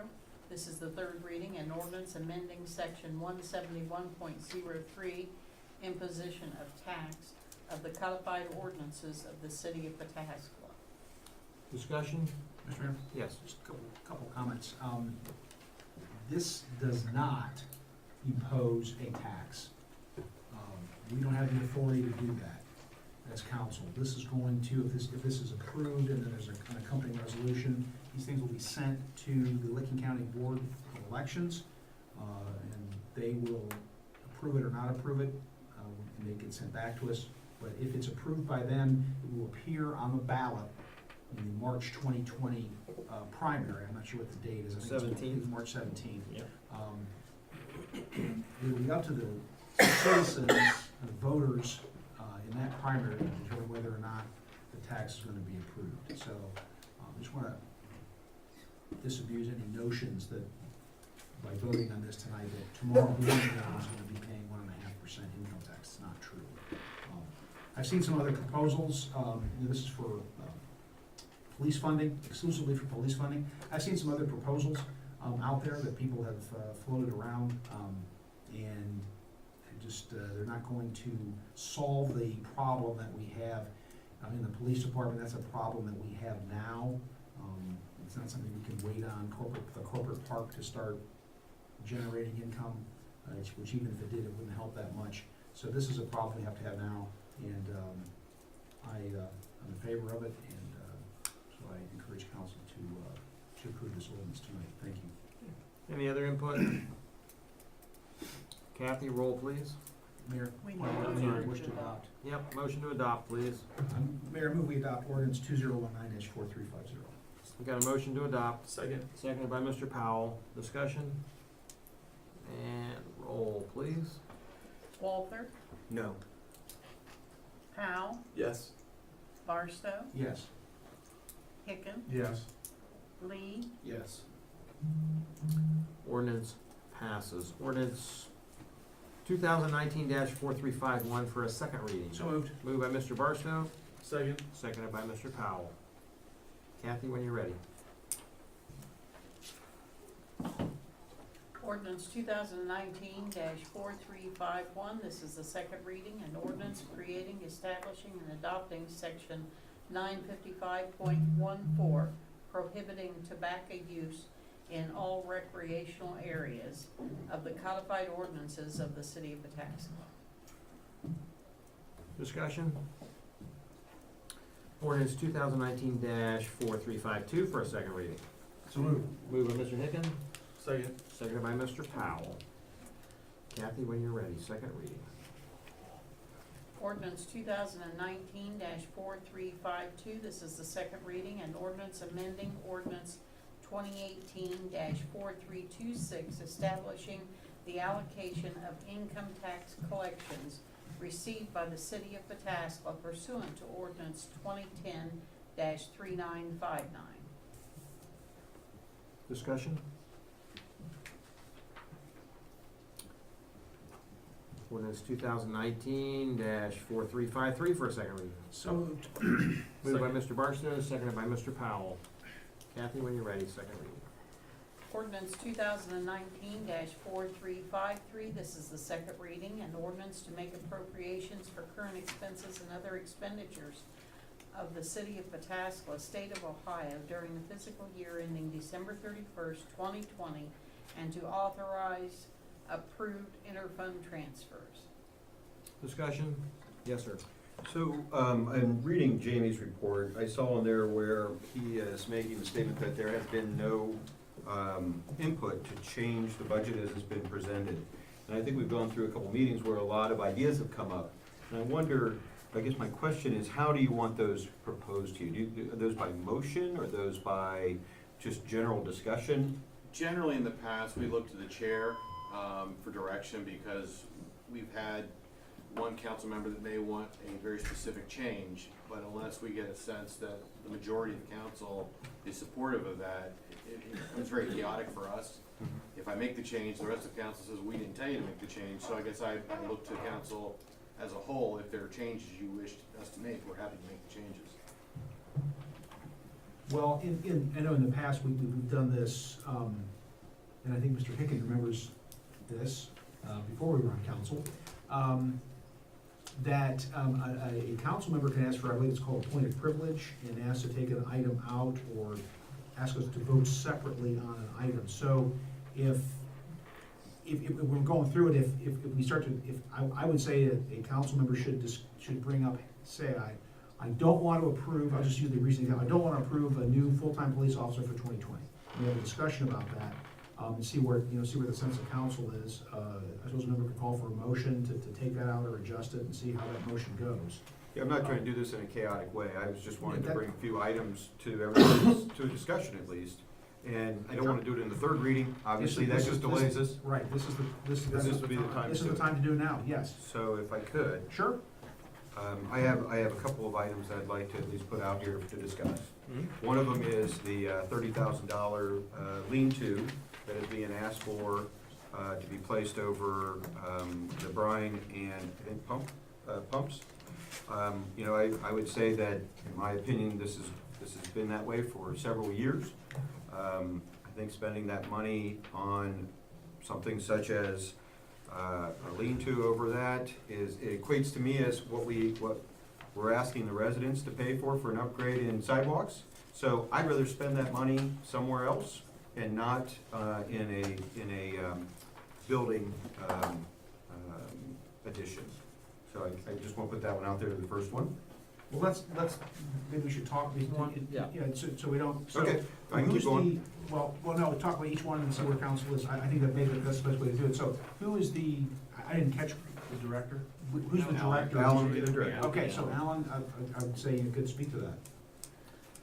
This was something proposed by street superintendent. The fuel tank and the brine truck are out exposed to the elements, so anytime we're filling trucks with brine or fuel, the guys are out in the weather, and usually when we're doing that, it's snowing and that sort of thing. So he proposed the idea as something to give them a little extra comfort doing their work. That's more or less it. Any other discussions? No, you're fine. Go ahead, Mr. Powell. I think Andy brings up a good point. I'd like to give our workers the best working conditions as possible, but it's hard to sit here and justify that when we're asking residents to pay for a sidewalk. And there's other maybe more vital projects, road projects. Could be patching, paving, whatever it is that could use that money. So I think Andy brings up a great point. Mr. Hicken, you got anything?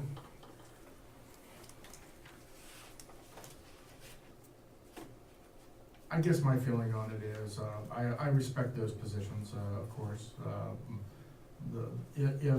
I do not remember a large slate of requests coming from the workers for special things, and if it comes to us, I feel a little bit awkward doing it in this sense, because how I usually like to work is to try to go out there and talk to them and look at it and say, if it's gonna be snowing and raining and you're trying to fill up a fuel tank, are you getting water in the fuel tank? Are you getting, what?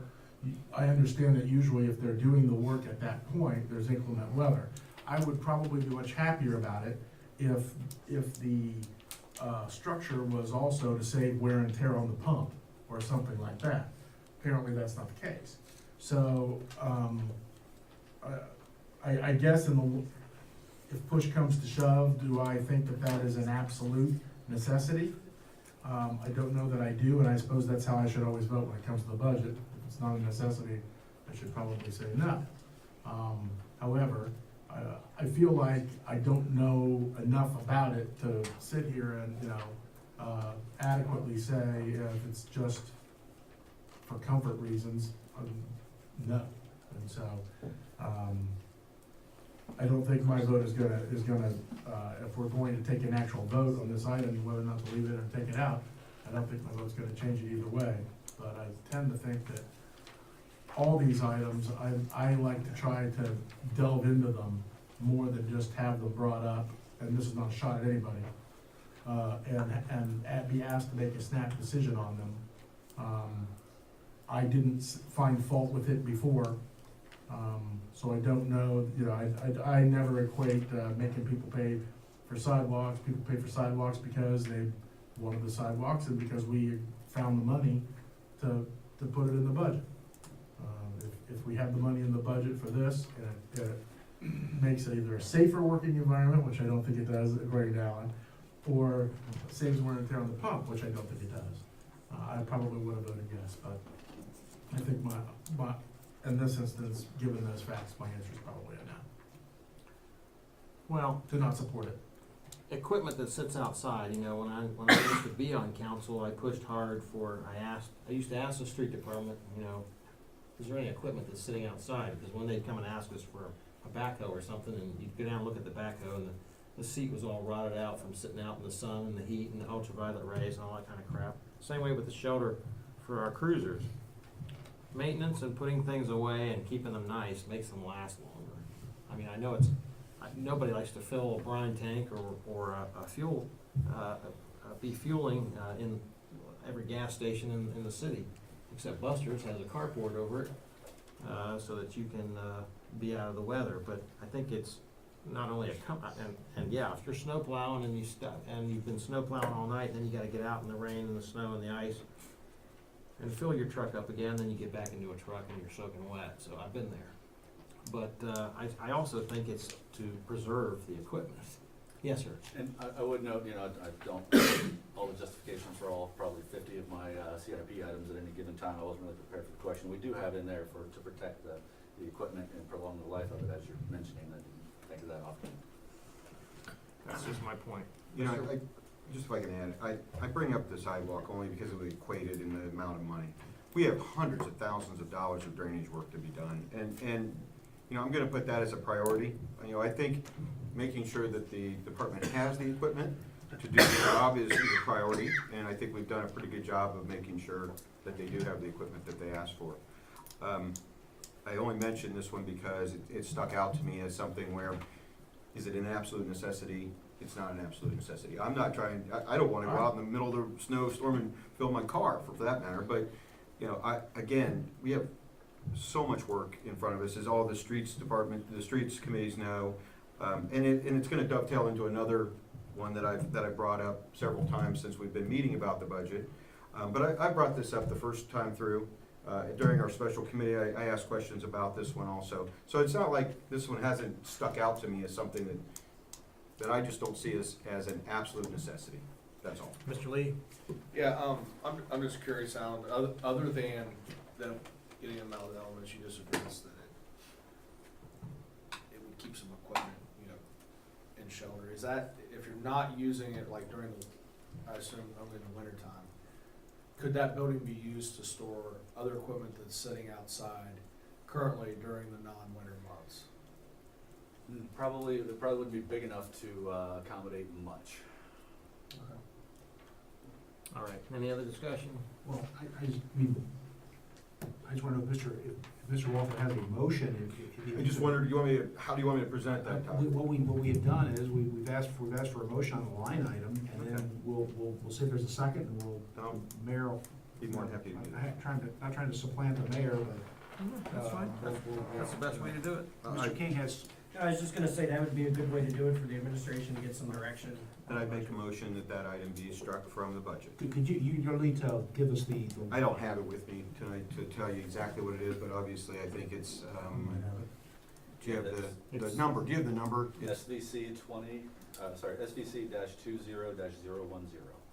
Could you repeat that one, sorry? SVC dash 20 dash 010. So we have a motion to delete. Do I have a second one? I'll second it. Seconded by Mr. Powell. Any last discussion? Roll call, please. Hicken, Yes. Lee, Yes. Walter, yes. Powell, Yes. Barstow, Yes. Okay, motion passes, so that's deleted. Okay, your second? Okay, so the second one is, it has to do with my OUPS, the OOPS marking vehicle. And if an officer or a previously utilized vehicle for officer use, whether that be a four-wheel drive vehicle, I don't know what exactly we have available right now. I think the list that was in the budget may be dated on what's being decommissioned. But if there was a four-wheel drive vehicle, that would be great to use. If it wasn't a four-wheel drive vehicle, some vehicle being utilized for that purpose as a OOPS vehicle. I've reached out to other cities, Delaware City, to the city of New Albany, to other cities, and asked them, you know, if they do ever use decommissioned police vehicles for things like this. And all of them have said yes. Matter of fact, I ran into one of them today, not ran into physically, but I was out on a job site, and the city of Delaware had their decommissioned, Ford Victoria out there, utilizing it for an OUPS. So I understand that sometimes you might go off-road, but I asked them how many times they have to take their vehicle off-road, and city of Delaware, who is a rural city, said they never take that vehicle off-road, nor do they need an off-road vehicle. And I can give you the name and number of the person I talked to on that. So in my opinion, again, if we can use something that we already have, it just makes sense. And I applaud, and I'm not picking on Alan, because I applaud Alan's and Lanier working together to utilize the skid steer for the Parks Department, because they're in desperate need of one. So I don't consider that to be a hand-me-down. I consider that to be a sharing of a piece of equipment. We're utilizing something that the utility department may not be able to use 100% because it needs a heavier duty something, or it needs something that's more consistently available. But the Parks Department doesn't need that. They can utilize it, as it's, maybe not in the most heavy duty use. Again, the OUPS, the OOPS marking vehicle would be something that wouldn't have to be high speed. It wouldn't have to be, if it did have a grease leak or an oil leak or something, it could be fixed. It's a lot cheaper than a brand new truck. That's all. So the proponent of this is, again, the service department, okay? Yes. Alan, any? The idea of using a truck, we could, so OOPS takes a good amount of time, but it's not 100% activity. So if we had a truck, we could use it for other things, carrying other equipment to other jobs in different places, whereas a car would make that a lot more difficult. I'd say we took on, as the service department, the whole OOPS to try and save the city money, because previously we had the utility department and the service department going to the same place, two different guys, two different vehicles, and we said, well, that doesn't make a whole lot of sense. So, and when Chris was down a guy, so we took the whole thing, so we're kind of down half a truck, down half a guy already for that. It's not proposed to be an off-road vehicle, it's not a four-wheel drive, it's just a two-wheel drive. And I guess my only other comment would be, I guess I would consider morale in some of these decisions a little bit, maybe not just boiling it down to straight numbers. So that's all I have. Okay, discussion? I have a question for you. Chief. Is there a vehicle that's available that they could use, or? There would be, unfortunately, it's a Dodge Charger, 2012 Dodge Charger. Sounds terrible.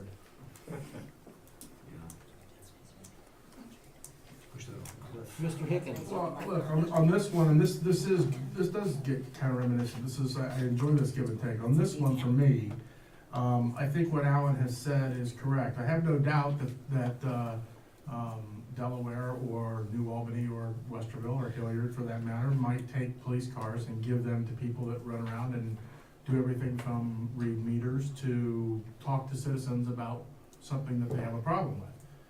In this instance, we're talking about a truck that's also possibly going, when it's not doing oops stuff, it might need shovels in it. It might need something else, and when I looked at that in the budget, I thought that Alan's description of what they intended to use it for me, was worthwhile. So, and I don't know where we would take a Dodge Charger, with a big, what is it, 378 Cleveland Hemi and put it, direct it someplace in the city, but, I don't know that this is where I would recommend that, so, my vote, I'll vote to keep that truck in the office. What'd you call that engine? 378 I just want to look real quick. So, now, I just want to say something. So look, I spent 3 winters in Germany, outside, getting rained on, getting snowed on, and so I hear you on the morale issue. I hear you, but the first one was a little difficult for me, but I understand. So it's not that I'm not considering that, it's just, I'm considering some other things too, but trust me, and that was all hours of the day and night. We were on 24/7 call, and so we would do crazy stuff at 2 o'clock in the morning when it was snowing or icing or whatever, so, So you would appreciate it? Pardon? I was just messing with you. So you would appreciate it? It was really nice to get underneath the camo nets, because it did give you some protection from the snow, but not much protection from the rain.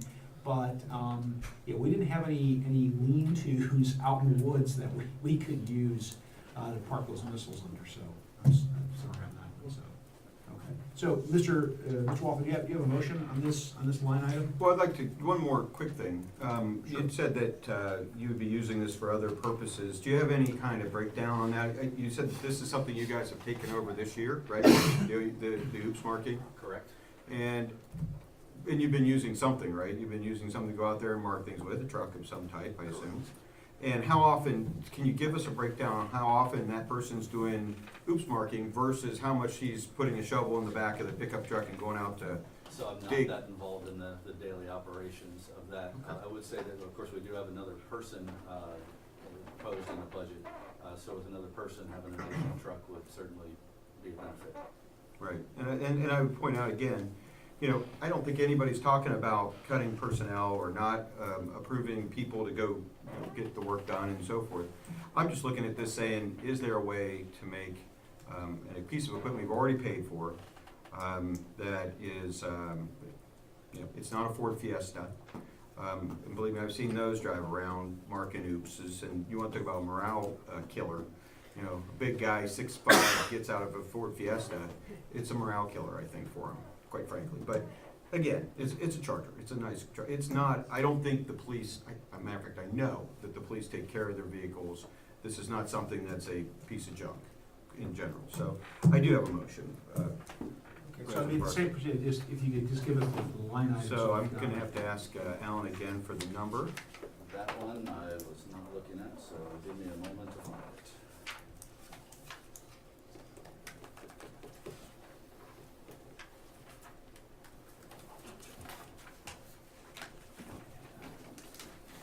I don't know if you, yeah, Jamie, I don't have the summary, I just have,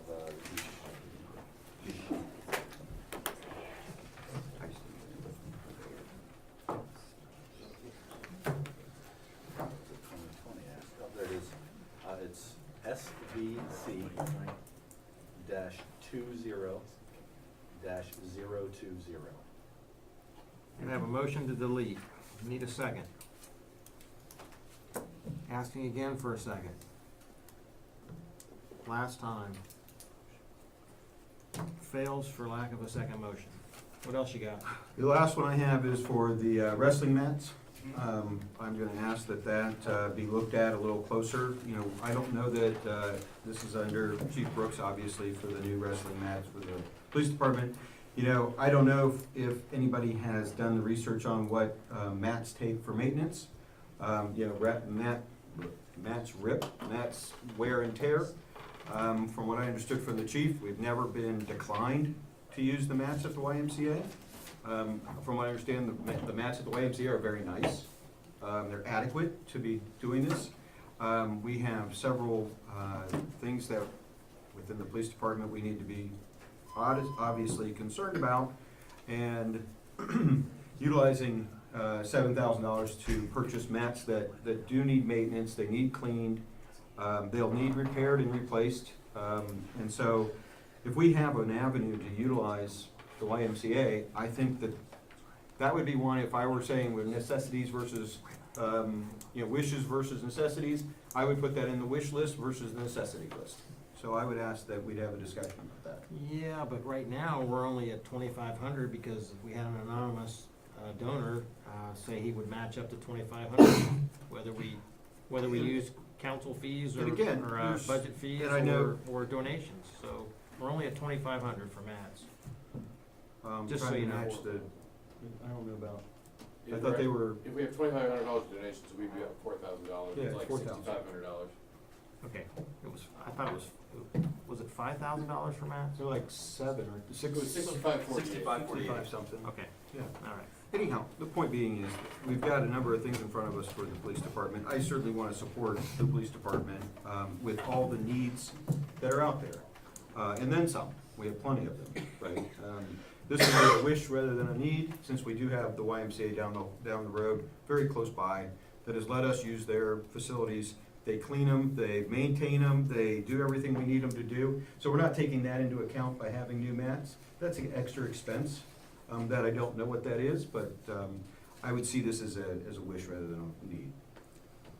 Well, hang on a second. I want you to reiterate exactly what you said the last time about how we use the mats, what we use the mats for.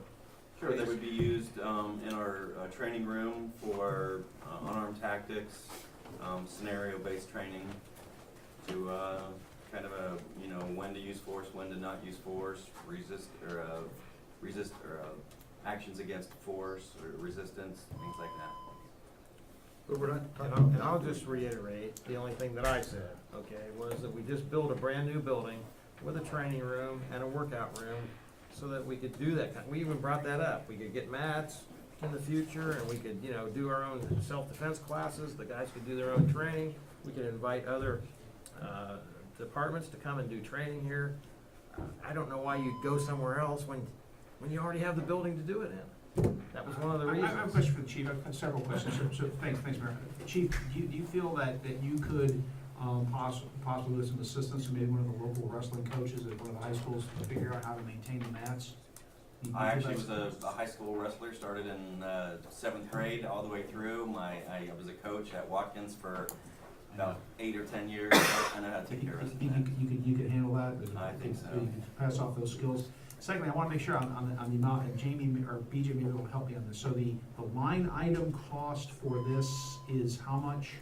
$6,548.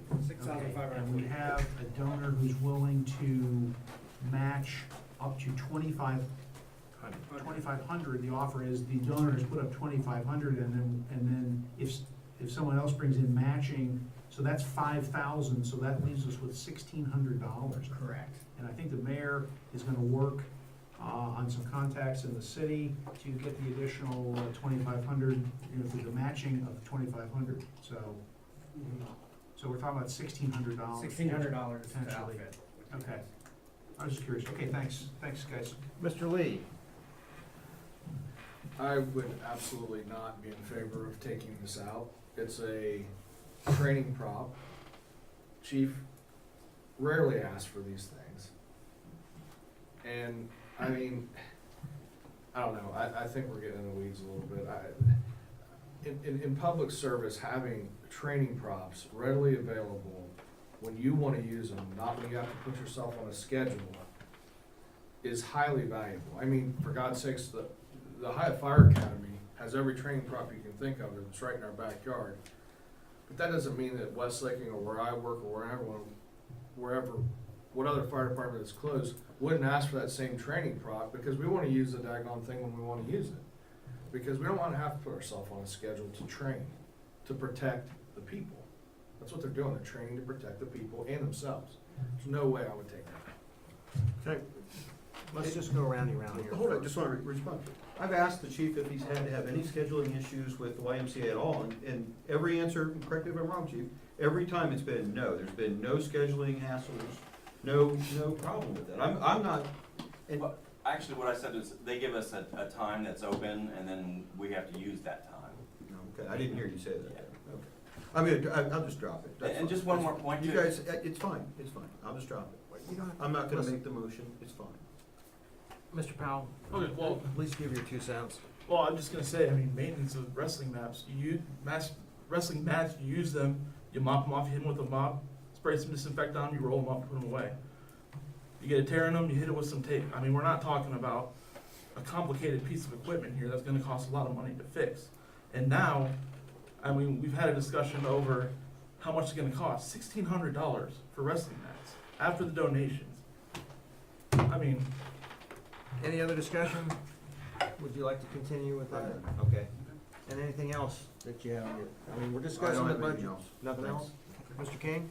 I will say, and I think we're at this ordinance now for a second reading, should certainly make the motion to amend the ordinance to include those, since we made the motions to remove them, so we don't have to do it at third Yes. reading, have it set for a fourth. We did it we amended it one time, is that correct? There was Correct. one amendment. So, Yes. so I'll make a motion to amend ordinance 2019-4353, and refer to the motion that Mr. Walter made and was passed by council, and that was with reference to the shelter for the brine trucks. Is that- Brine tanks. Brine tanks. And And gas pumps. gas pumps, and someone could refresh my memory on what line item that was. Yeah, that is, project number SVC 20-010. So for that, so I'll make a motion to amend that ordinance by substitution for that line. second. Got a motion, and seconded by Mr. Walther. Discussion? This is on the motion to amend. Go ahead, Kathy. Walter, Yes. Powell, Yes. Barstow. Yes. Hicken, Yes? Lee, Yes. Motion passes. Back to any discussion on 4353. All right, on to resolutions. Resolution 2019-070, resolution authorizing and directing the city administrator to execute a contract with Hall and Associates, Inc. for the bidding, construction, administration, and the construction observation of the water reclamation facility upgrade project. So moved. Second? Moved by Mr. Barstow, seconded by Mr. Hicken. Discussion? Yes. I assume this is something that has not been bid out? This is not, this is following the same thought process that we did on the design loan. Was trying to consolidate everything through. And I noticed in Mr. King's state, or in Mr. King's legislative report, he gave us the employee handbook and policy manual, where it quotes where it doesn't have to be. And I'm wondering, and it says in quote, in any case where where competitive bidding is not practical or is clearly not to the city's advantage to contract without bidding. How is this either not practical to bid this? Is it not practical or clearly in the city's advantage not to bid this? Can you explain that? So I've never been through a bidding process before. I'm not sure how long it takes, but we're trying to get this done in January so the construction loan application can be passed so that we can break ground in the spring and get this project done in the summer. The big fear would be that they did extend the 0% interest loan program for another year because of their retirings and interest. The big fear would be if we delay it and we don't get the process done next year, then we would lose the 0% interest loan. So Hull, or I guess we've known for over a year, because I understood earlier that this has been to the Ohio EPA for almost a year now. Yeah, about that time. So yes. we've known for almost a year that we have to have this bid, or we have to have this box checked, is that correct? So this box check was supposed to happen after so we submit our PTIs and all of our plans. That's what we were waiting on, was approval from them to go down this road. And then they said that to expedite things, if we can get this agreement signed, then it would help them with the process. Who said that? The Ohio EPA, EPA said yes. if we can expedite this? If we can, so we can keep the thing moving along, yes, sir. If we can keep the thing moving along, if we can get the agreement to them quicker, it would help them to expedite this process, yes. Did they give you a time frame in when you have to do this? Because obviously a year, them having it a year, doesn't seem like this is urgent in any way, shape, or form. I would agree with that. The only thing I would say on the other side is that this is a completely new team of evaluators, and they have been trying to push it along quickly, as opposed to the almost a year-long process we had before they came on board. So again, I ask, how is this impractical for us to bid this? It sounds like we have time to bid it, and it certainly, I don't know how it could possibly be an advantage to the city not to bid this. A $97,000 bid that, or contract that's unbid seems like it's a little bit, but we should at least check that one. I mean, that's just my opinion. I really don't have any answer for you other than that. Okay, thanks. I'm confused, because I thought you said that this requirement to have this piece was something that you were not aware of until 2 days ago or something, and all of a sudden the EPA just sort of sprung this on you and said, oh, if you wanna get this 0% loan, brother, you gotta get this done right away. It was the time frame that we're under right now, doing it now is what we were not aware of. Them coming through and saying that as part of the review process, this is something that they need to do before they will approve or deny the construction loan. I'm still confused. So we've known that we were gonna have to do this for a year. So this is part of the process, yes. For me, myself, I did not know that. I'm learning as I'm going through this project. Obviously, it's a question I should have asked before I got here, but, yeah. And let me just verify one other piece in this too. What I understood from the report was, and this is like the fox watching the hen house, Hall set the number and then gave you a proposal to that number, is that right? Correct. That's again, I mean, that just has a lot of red flags to it to me, that's all. So what's gonna happen potentially if we, and BJ may chime in here, I'll ask BJ. How long would it take to bid this out? What's the time frame if we were gonna bid it out? Probably looking coming sometime in January, seeking authorization for a contract from council. So the bidding process would be, you think you'd come back in January and have a bid process? Or have a proposal for us on the bid? I would say in typically you advertise about a month and then have a month review. Rate the legislation will be back in January, seeking authorization for a contract to bid. You know, in regards to Hall, they've worked on this up to this point, they've helped us get to this point. You know, what Chris is saying as far as having this help get the EPA approval done, they're saying, hey, it would certainly help move along the process if we had this in place. I know it's tight time frame that we're hoping to have the award in February to begin, so it's starting to get real tight. But the EPA doesn't work in December. So Well, they're not gonna be this there. branch, right. So that, we could, right? Mr. Haynes, do you have some insight? I just wanted to clarify one thing. So since this will be for professional services, it's not technically a bid process. It would be a request for proposal process. So we would still be going out and getting firms that we would review their qualifications. Is that not correct? No, this isn't just, that'd be for design work, this is not design work, this would be a regular RFP. Go to the corner. Any other discussion? Yeah, I guess I got another question, and just, I too feel like, I thought I had my hands on this and I didn't. So, Mr. Key, when you talk about the bid process, this would go out to bid, it would come back to us, we would have to do an evaluation on it. We would evaluate all the different bids, we would award it, and how does that fit with the February date that you guys just spoke about? Go ahead. We would issue an RFP, receive those RFPs, see what the proposals were, see what the amounts were, because with the RFP, we'd be getting those amounts, not just qualifications, so we wouldn't necessarily be scoring them. We'd essentially look to see if if they're fit to do the job, and then ultimately see what the price is, and come to council, write a resolution seeking authorization to enter into contract with that company that we recommend, that would happen probably first or second meeting in January. I would say probably the second meeting in January. Resolution's one reading, then we'd be able to sign a contract at that point, assuming council approved it.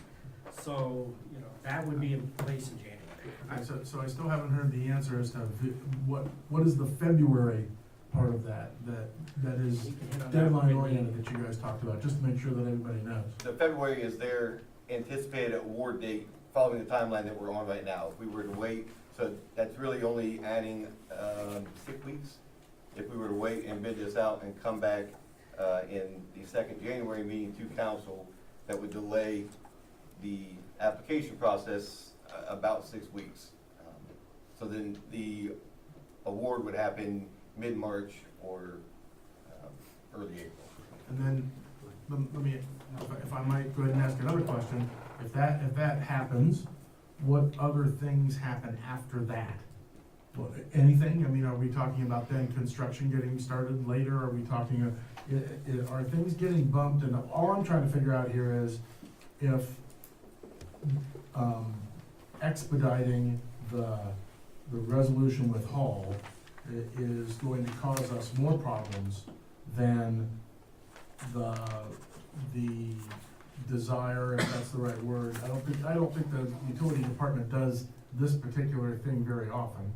They do it sometimes, but lots of times when the utility department comes to us, they come to us with 4 different bids for pumps, and this is the cheapest, or whatever the case may be. There may be certain instances where I say, okay, I'm trying to gauge, are we talking about doing this faster helps? So it would delay the construction start time, it would delay the finish time, but the project itself is, construction time's an estimated 8 months on the long end, so I don't feel like it would cause us to miss next year's deadline.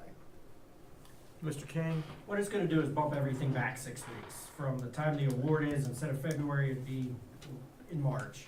Construction, instead of finishing, I don't know, November, finishing December. So it's just gonna bump everything back 6 weeks. Mr. Lee? So I guess I'm looking really specifically on timing. So tomorrow, you send out whatever the thing is you have to send out, okay? How long is it going to be before we could have a resolution in front of council to vote on?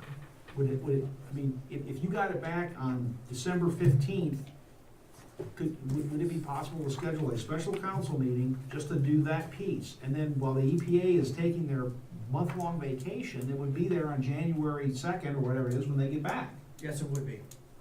Okay. That's possible to do. Mr. Lee? It's a resolution, it's one reading to enter into the contract. All right. I think it's a valid point.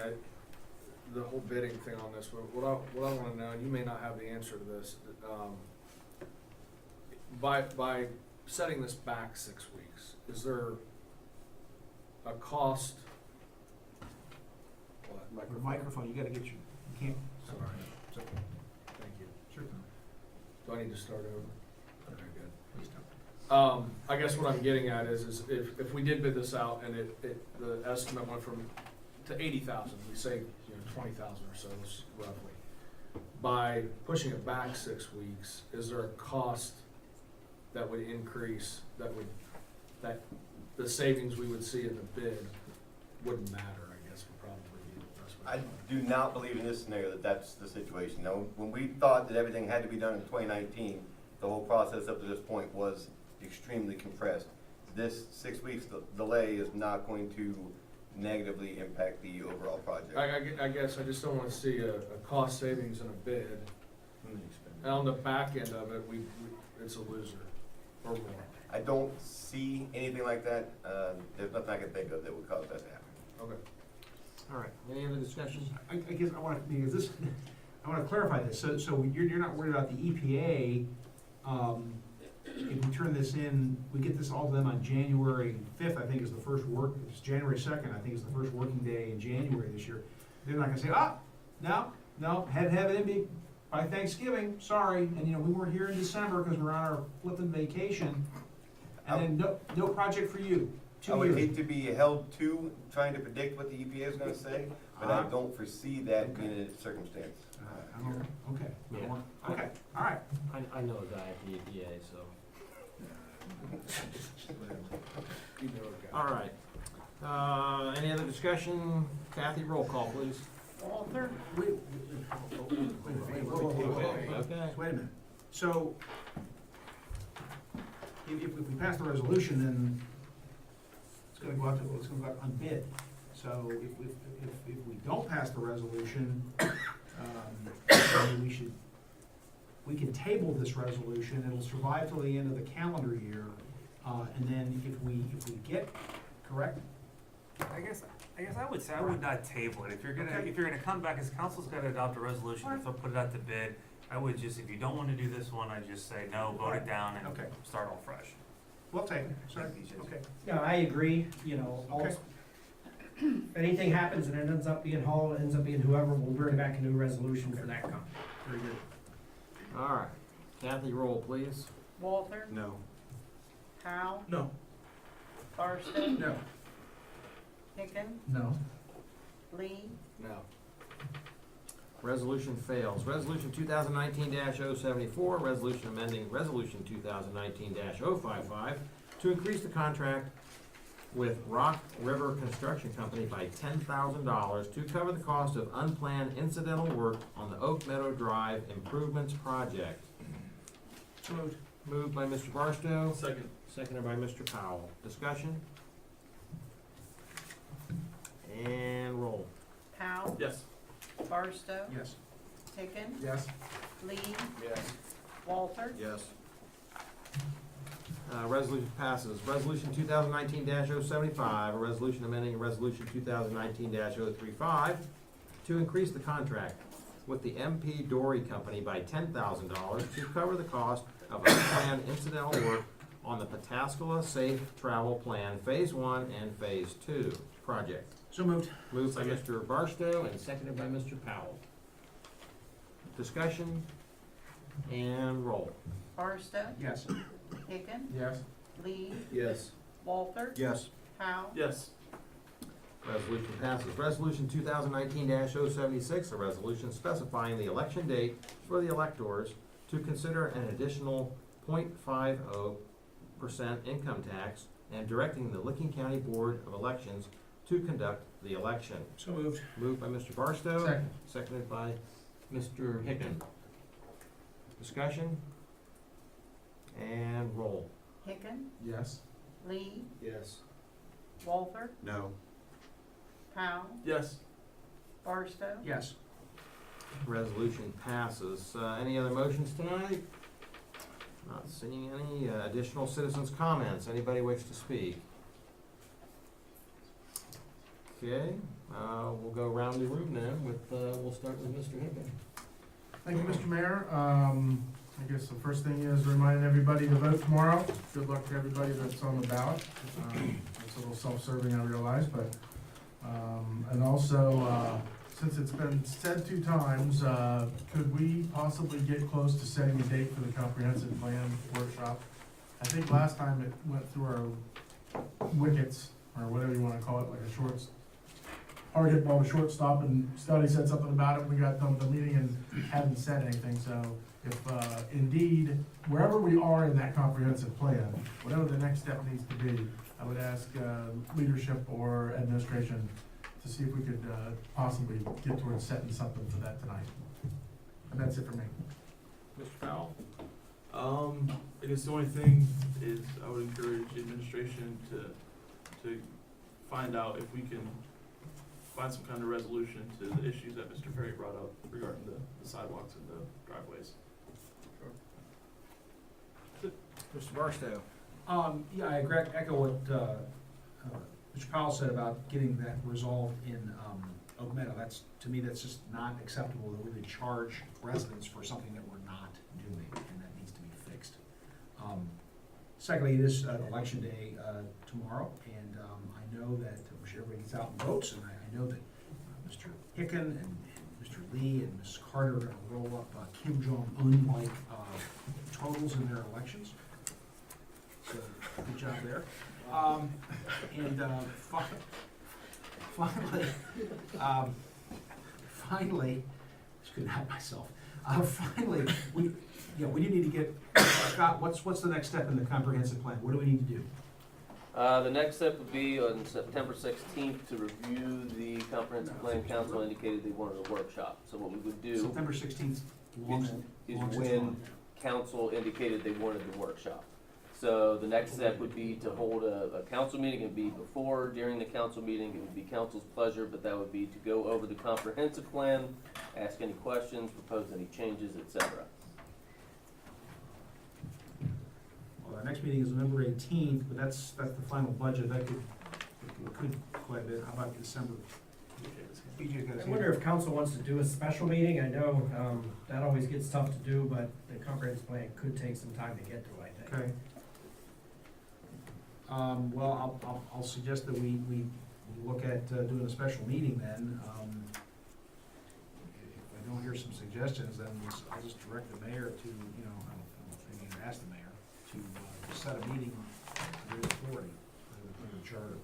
So, that's all I have, thanks. Thank you. Well, and I guess I'd like to get some input from council if I'm gonna throw out sometimes we do these on the Mondays that we're not. And I certainly wouldn't wanna do it, during Thanksgiving week, but, Well, that would be the 11th. Well, it's Next Veterans Monday. Day. Oh, November 11th won't work then. all right, well, Well, It's gonna be an office. Mr. King? I guess some of it comes down to, council has reviewed the draft comprehensive plan. And asking you guys, do you feel that it's gonna be a type of discussion that we should dedicate a special night to it? And it could be lengthy, I think. Yes. I assume it's Mine gonna would be be lengthy. yes, absolutely. Yeah, that's huge. We didn't do all that stuff just to have a half-hour meeting before a council meeting. These needs to be a workshop. Right. That's my opinion, so. I think we owe it to the people that sat on the Sure. committee to do it as well, I a agree special meeting. 100%. Today's the 4th. Next Monday is a holiday, so what does everybody feel like on November 12th, Tuesday night? I know some of these that we've done special, we've started them at 6. We have BZA that night. We have BZA then. About the 14th. Mike, can I make a suggestion? Sure Maybe- can, you can make maybe a suggestion. Throw 4 or 5 dates out that might work in the next 3 weeks that everybody can respond to. I don't have my calendar with me, so I can't commit to you on Tuesday or Thursday for that matter. Kinda hate for all of a quorum of council to be having a big discussion about when your next meeting should be, But that's can we not respond? held right here. But we can respond to BJ if Directly he throws to me. dates out. Individually. Mr. King, would you work on some dates and send those out to council and we'll Is send you- anybody opposed to December 9th? No? That was easy. Look at that. There. Look at that. I'm They're out of BJ. there. Hang on a second, I'm looking. Man, that's the easiest. I'm out of town December for the 9th 12th. I won't be BZA. back until I'm the available. first Wait a week. minute, December 9th is BZA. All right, I'd like to make a Let's motion do that this. BZA no longer have their meetings on the off Mondays. I can do it on the Well, 10th. Are you guaranteed, you're not guaranteed there'll be a BZA, right? Do you have anything in front of you for the 9th? The deadline is not until next Friday, so there could be, possibly there couldn't. I can keep you posted on that. Don't wanna put that cart before the horse. Thanks. I'll be in touch with everybody to see what availability is, and we'll come up with a date. And I'll work with the mayor to get it posted. That'll work. Throw out some dates. All right. Mr. Zetz, got anything? I got nothing. I got nothing. Nope, I've talked enough tonight. All right, well, and I'll just be, I'm sure I'll get a motion to adjourn before when I get to Tommy, so just, again, Veterans Day, Saturday, 11 o'clock, Veterans Green, and if you can show up for the ribbon cut next Friday, or this coming Friday at 10:30, I'd appreciate it. Mr. Walter? I would defer to Tom. Okay. You wanna be last tonight? All right, go ahead, Mr. Lee. Kathy, I'd like to get a Buildings and Grounds meeting scheduled for next Tuesday. Do we have anything next Tuesday night?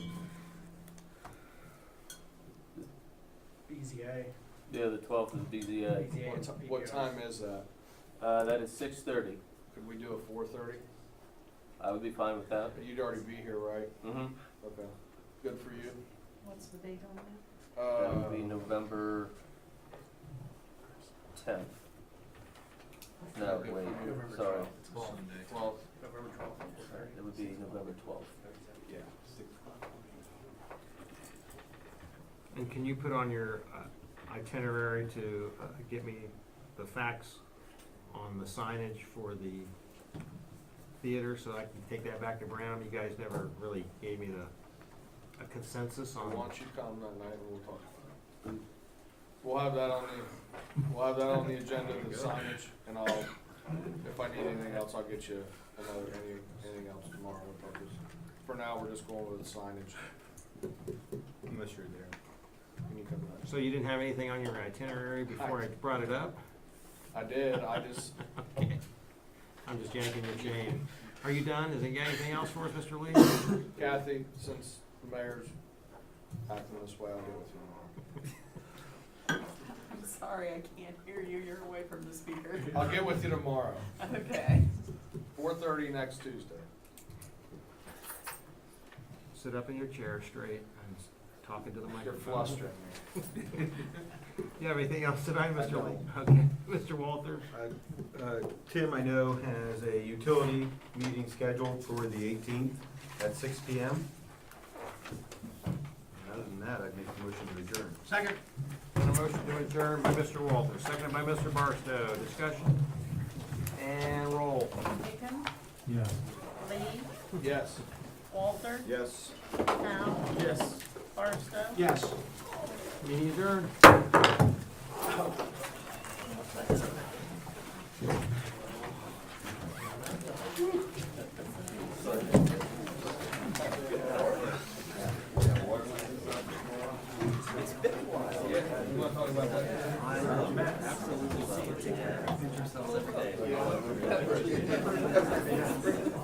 Absolutely.